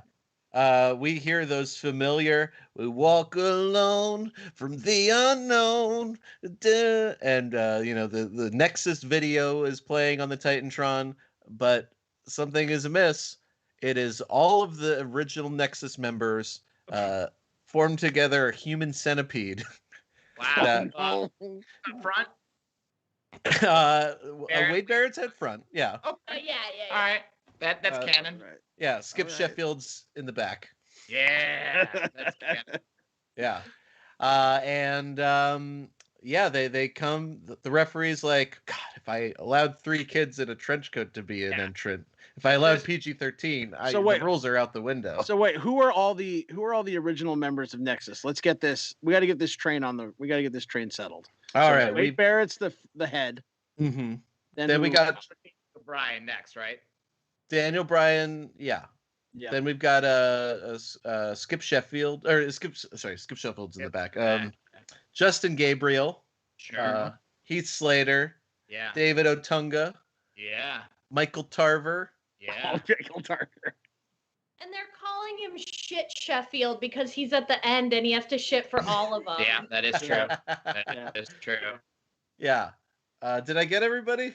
Did we miss anybody? He's got the cowboy hat on though. He's got the cowboy hat. Oh on. yeah, he's like yip yip yip. What it do? Like mumbled. Did you get Darren Young in there? Yeah, Darren Young is Skip Sheffield's right speaking into Darren Young's ass. And he's got the big hair, he's the South Beach party boy. Oh wow. This all checks out. Yeah. And you can tell they've been doing this for a while. Because Daniel they Bryan- move like a centipede. Like Say, they move like skittery ditteries, like down the ring. It's like and it's like Daniel very Bryan- impressive. Daniel Bryan's got the Justin Roberts tie in his hand. He's gonna never know he's Still, wrapping around. He's gonna wrap it around. Yeah. And Brett, you forgot to tell us what doctor from the wrestling world made this happen, made this human centipede of NXT candidates become the next that became the Nexus. Who did this? Q. Wow. Oh, I thought it was the Doctor of Style. Yeah, the doc. I changed my vote. It's the Doctor of Style. Yeah. Stick. Yeah, I think it'd be weird if it was like Dr. Britt Baker somehow, and they're like, "We thought you're a dentist," and she's like, "I'm a lot of things, man. You don't know what I You am." don't know what goes on in here. Come on, Tony. We're Oh wait, leaving. I got it wrong. No, it wasn't the Doctor of Style. I meant the Doctor of Desire. Oh, Tom Pritchard. Tom Pritchard. No. Oh, I thought the Doctor of Desire was Gigolo Jimmy Del Rey. Oh no, the Doctor. You're right. You're right. I thought Sorry. it was just Gigolo. You're It's hard- 100% right.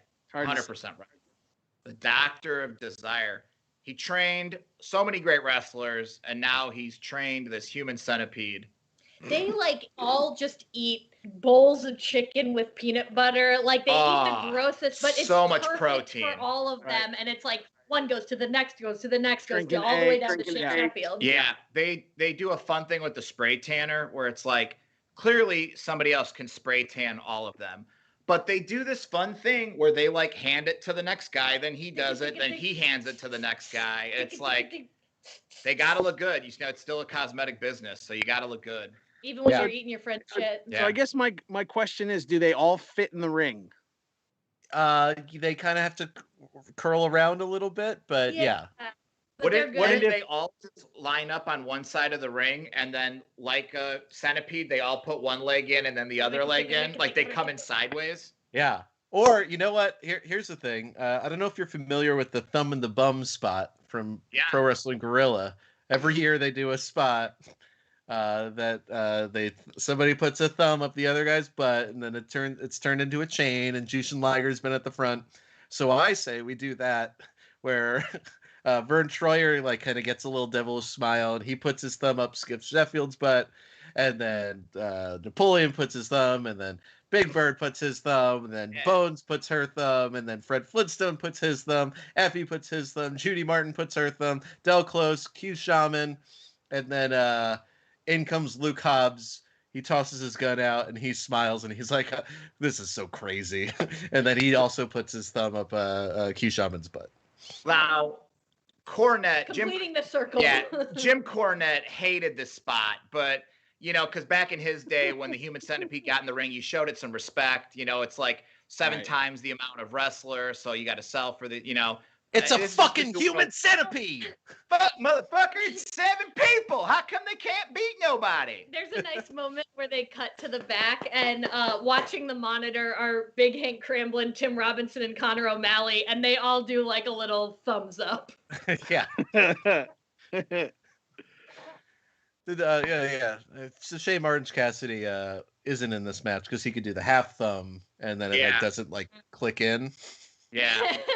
Everyone's trying to shove it in. Yeah. Yeah. He didn't pick himself. Now, That's the sign of a good fighter. I don't want to, you know, when you're booking the Rumble, you got to think to Mania. And a lot of people forget that, you know, this is You're right. essentially, we're on the road to WrestleMania.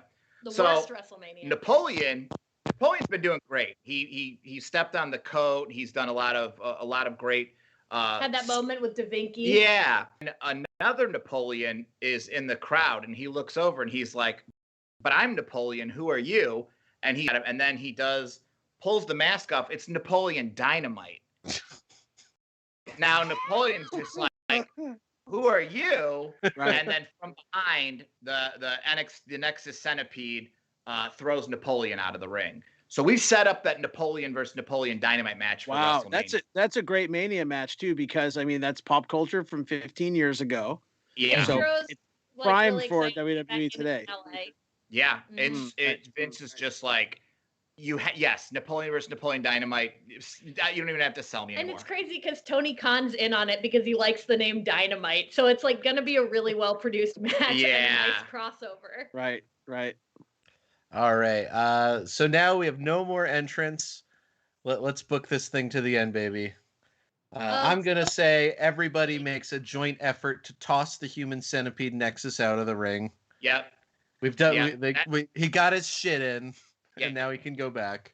That's just classic battle royal. You got to take out the giant. Everybody's got to get together and take Right, out the they big all man. get together, take out the giant, right? Because that spot always works.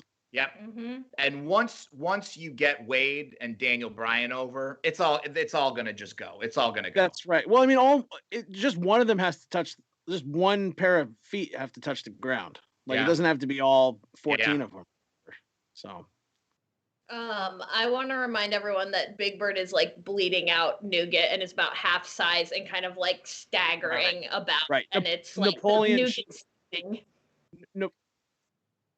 He's squished.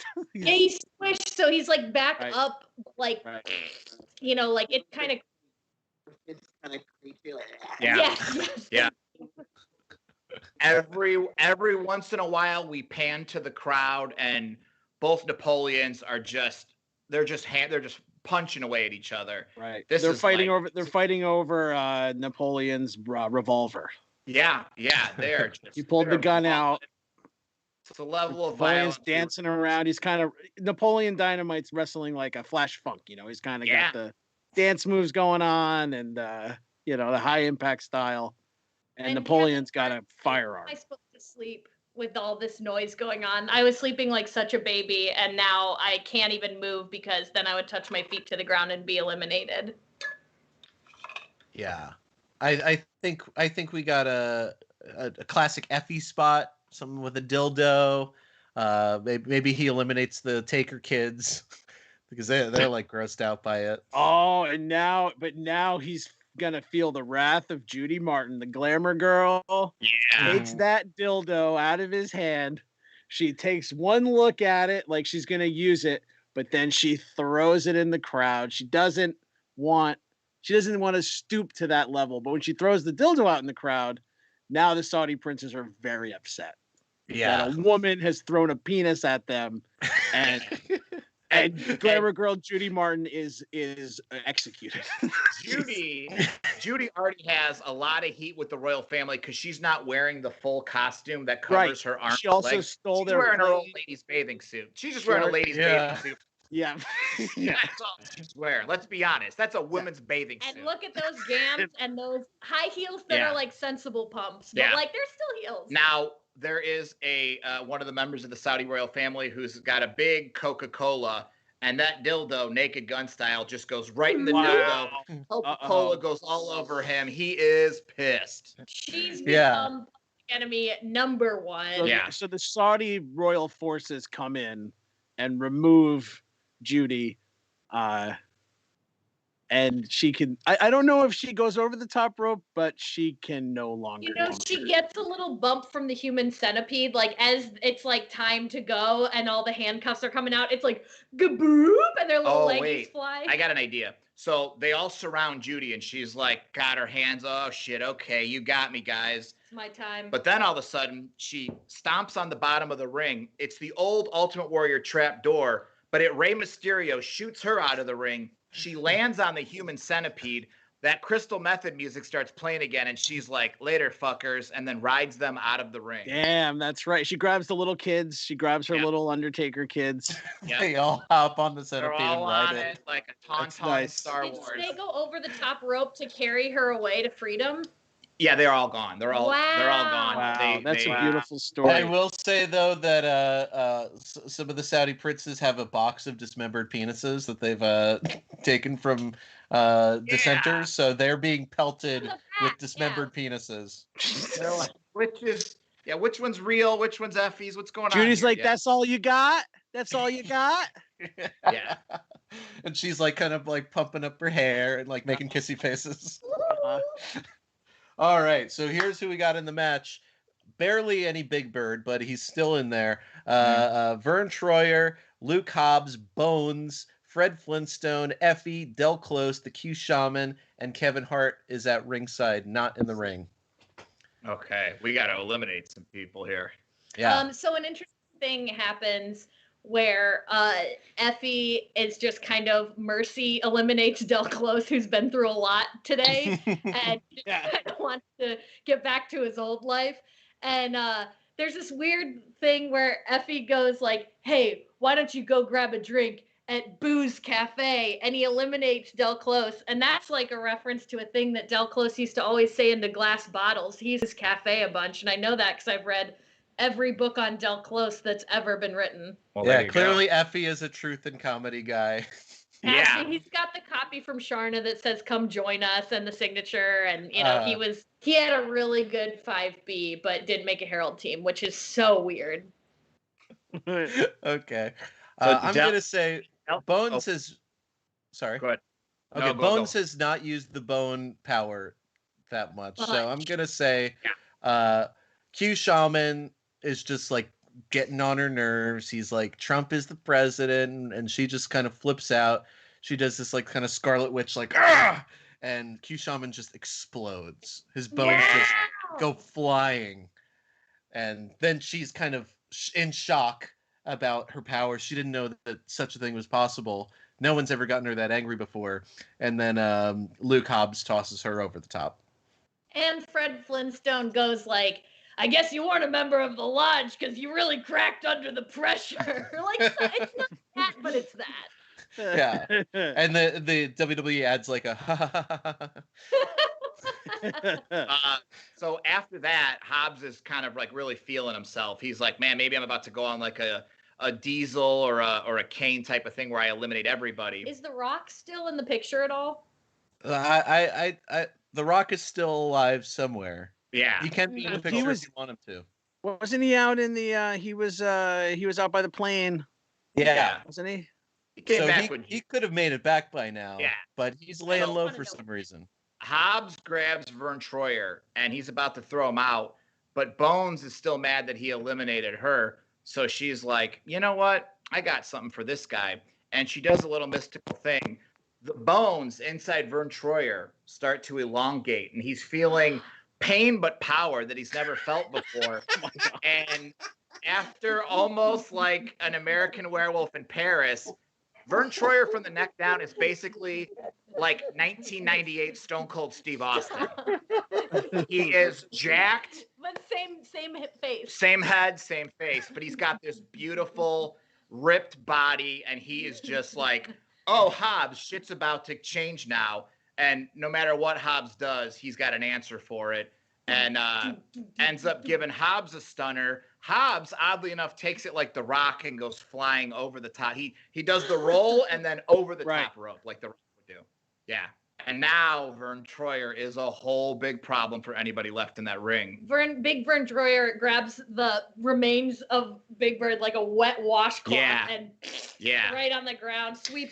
Actually, Kirby the vacuum has to come back out and vacuum up Big Bird, which is like, he's not even on the clock. He got eliminated. And a lot of people are like, well, that's the Rumble. But you notice Bones is like, it's hard to do, and she's weakening her powers. Or she's like, God, Vern, I don't know how much I can do this. But Vern is like, I'm not even listening to you. I'm gonna win the Rumble. I have this grown man, Stone Cold body. Like nobody can stop me. But at some point, those powers are gonna run out. Yep. Okay, so currently we've got a full-size Vern Troyer. We've got a half-size Big Bird. Yeah. We've got Luke Hobbs. Big Bird's been eliminated. Just got thrown out. Big Bird's thrown out. This is something that Vern, as he grabs him, Big Bird just looks at Vern and just says, "Kill me." please kill me. And Vern's like, mercy I got killing. You've been there for all of us for so long. Now I'll be there for you. I'll be there for like Ross used to be. He just sucks the nougat right out of Big Bird. So then he's Yeah. just like he's just an old blanket. His like jaw unhinges for some weird way, and he just like engulfs what's left of Big Bird. It's like kind of like going down his body, but he's just like he's loving this body he's in. He just throws the feet out, and that's the end. And now has Luke Hobbs been eliminated? Yeah. Okay. So Luke Fred Hobbs is out. Flintstone. Yeah. Vern took him out. Fred's still there. Fred's still still there. there. So we're down to our final four. Yeah. We're and at the they're all- final they're- so four. they're- So they're each getting in a corner. Wait, is that Effie's still in too, right? So who's our final four? So we've got Vern Troyer, Fred Flintstone, Effie, and Kevin Hart. Yeah. Kevin Hart's asleep. Still out on the chair. Yeah. So we gotta wake his ass up. We got to. So I'd say that's when The Rock pops up and he's like, "Come on, you can win this." He's like giving him the old pep talk. He's like, "Come on, smack it down in there." Yeah, and everybody's getting into it, and Kevin Hart's making those eyes. Like first he's a little sleepy, but then he just wakes up and his eyes get big, and then he just steps down off his recliner. And That's so good. Scoops him up and is like, "All right, you had Yeah. a big day, buddy. Let's go home." Like The Rock wasn't paying attention. The Rock was looking for someone in the crowd to have a baby Bjorn to put it on and then put Kevin in there. But all he hears is, "Kevin Hart has been eliminated." And it's like, dude, I was gonna put you in a baby Bjorn and we were gonna win this together. All right, so we got Vern Troyer, Fred Flintstone, and Effie. Effie, the number one entrant in this match. Right, he's gone the distance. What about Bones? What happened to Bones? Oh no, Bones did get eliminated because she was on the outside Oh, when okay, she she's made on the Vern. outside. Okay. Now, again, Effie picks up on the fact that Bones is the link making Vern Troyer big. So Effie's thinking to himself, okay, I got an idea. Fred Flintstone is trying to eliminate Vern, clothesline after clothesline.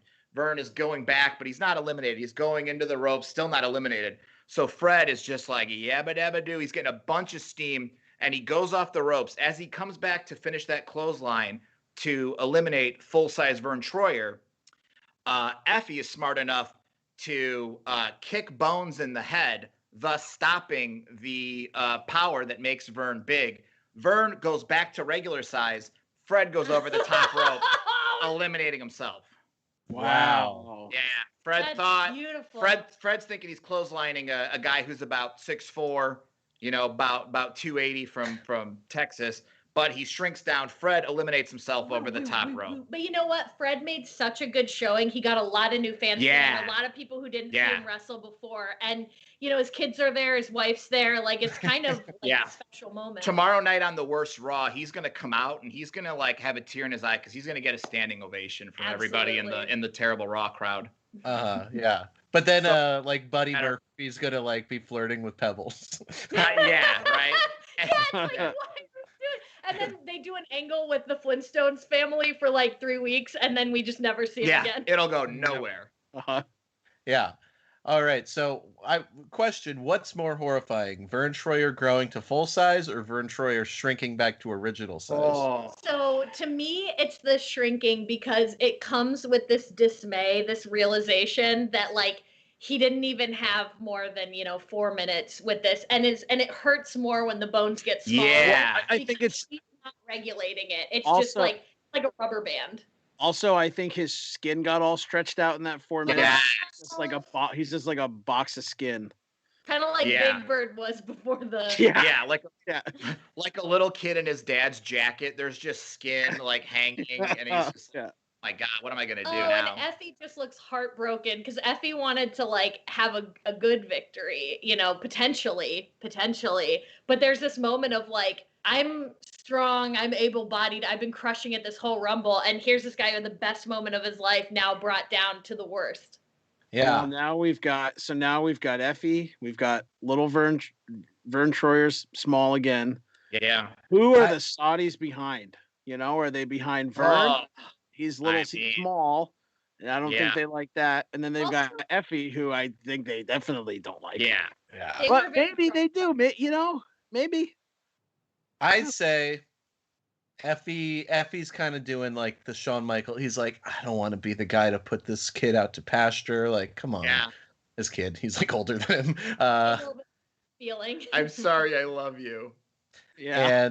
And he goes to lean over, and then you just hear "ee," and then Vern Troyer does the full face hugger thing, and now Effie's just kind of swinging in the air. Vern's like biting him. He's gnawing on his face.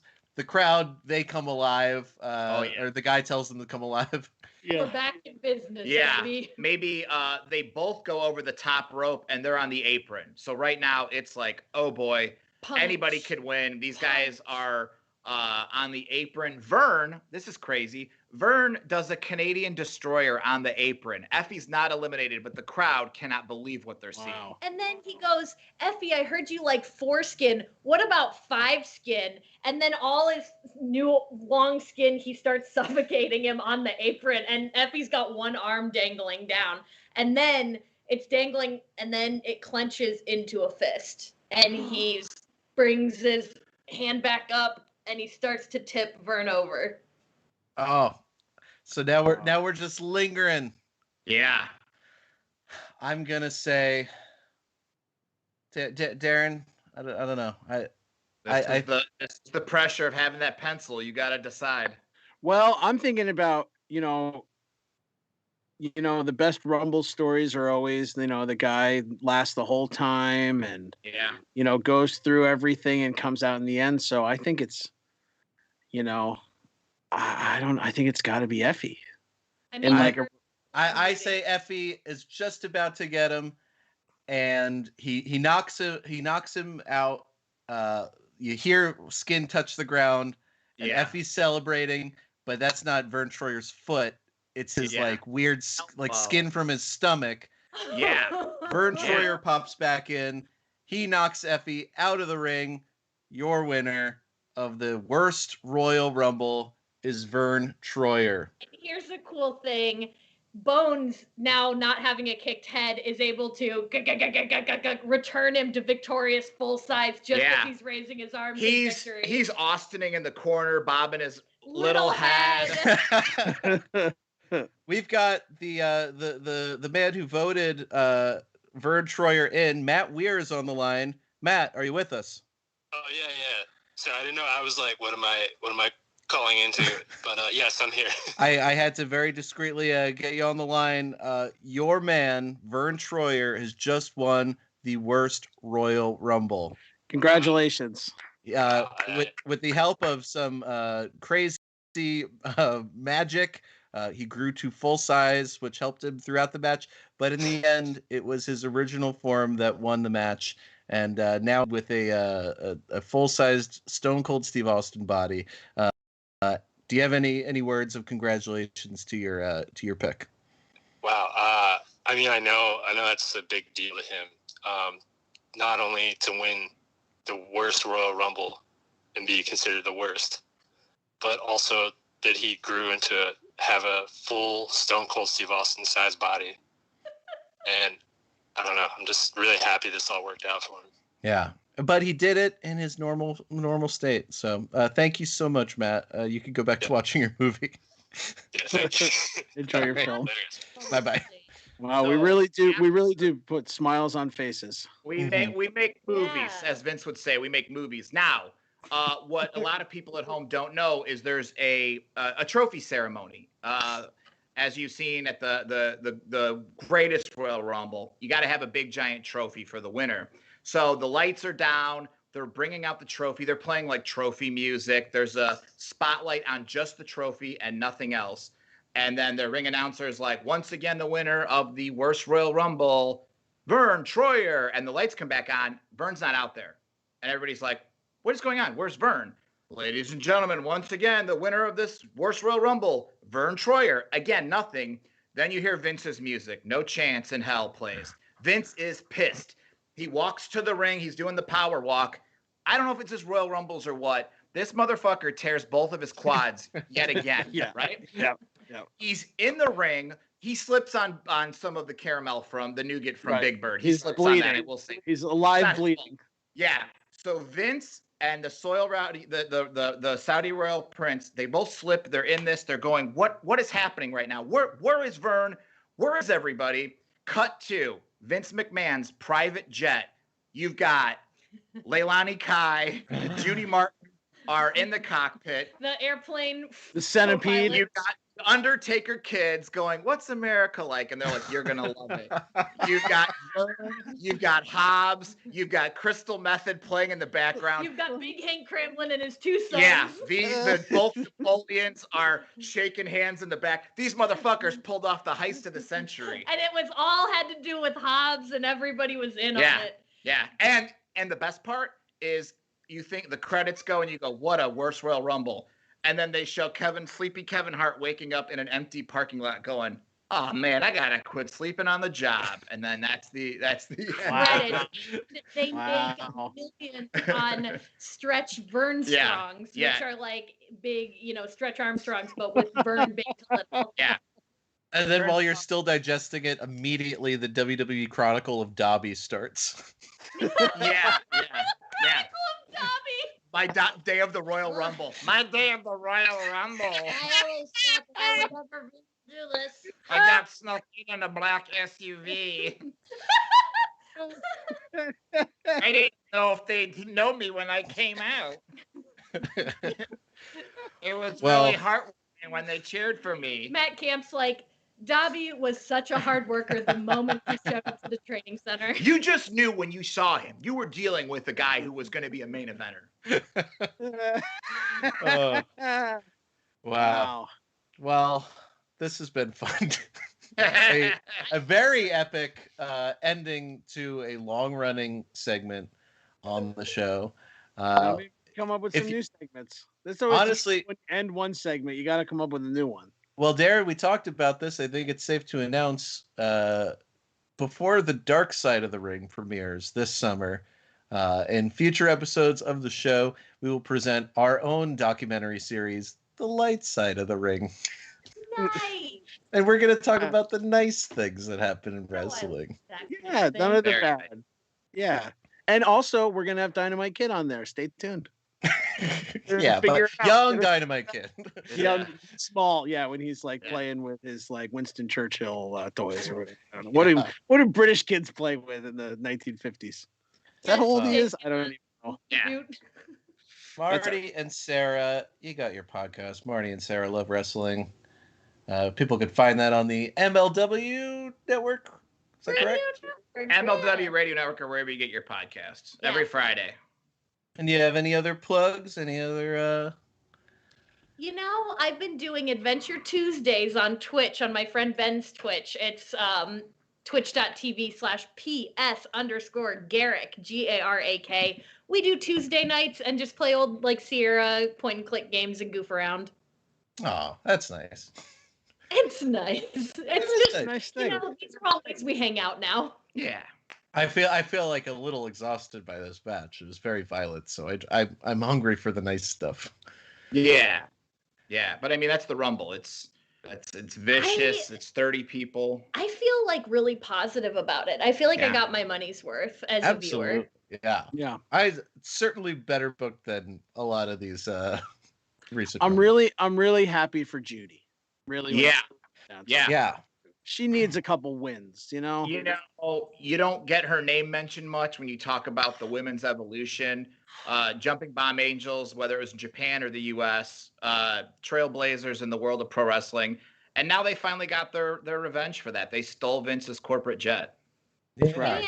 That's right. I'm still thinking about Missy Hyatt's floor-length Pioneer brown plaid dress with a lace trim that was just her door. Yeah. Her cameo. Like, what was that? Why was it there? When do you wear it? I assume she was like, "Oh, that I bought it at a Cracker Barrel like a year ago." That's it. I don't know if Missy. They don't have a dressing room. Oh, if we could get Missy on the show every week, I'd be so happy. Brett, you can start a relationship with her. She could be your Mrs. Robinson. Here's to you, Missy Hyatt. Darren, you got your WFMU show coming up Saturday to Sunday, baby, 3 to 6 a.m. Only time you can listen to my radio show. It's in the middle of the night. So if you can't sleep, if you did something bad, keeping you up at night. I'll be there to keep you company. This week, I don't know what I'm gonna do. I'm not sure. I never do, but I got a lot of. You're just gonna have to tune in. We'll see what's going on. And you can check out archives on WFMU.org. Yeah, you can check in archives. Also, of course, we got we'll talk about this more in the next month. We got the WFMU Marathon coming up in March. So, get your checkbooks ready. The station definitely needs money this year. It's been a freaking pandemic. So they need all the help they can get. We'll have more about that. And I'm going to have a DJ premium that we're working on now that will have a slight wrestling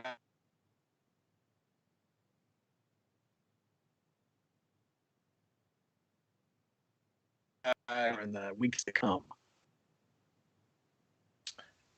And uh-oh. He back. Are we good? Yeah, sorry, Okay. we lost it. Yeah, we're back.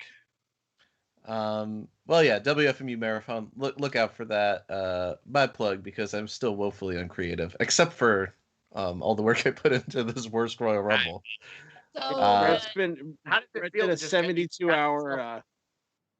Brett, I think you just got yourself a WWE writing job with this. I think. Oh no! Oh no! Yeah. Matt Weir, a former WWE writer, so it is saying something. He knew who to put in. He knew who the boss would like, and ultimately, we're just trying to please Vince.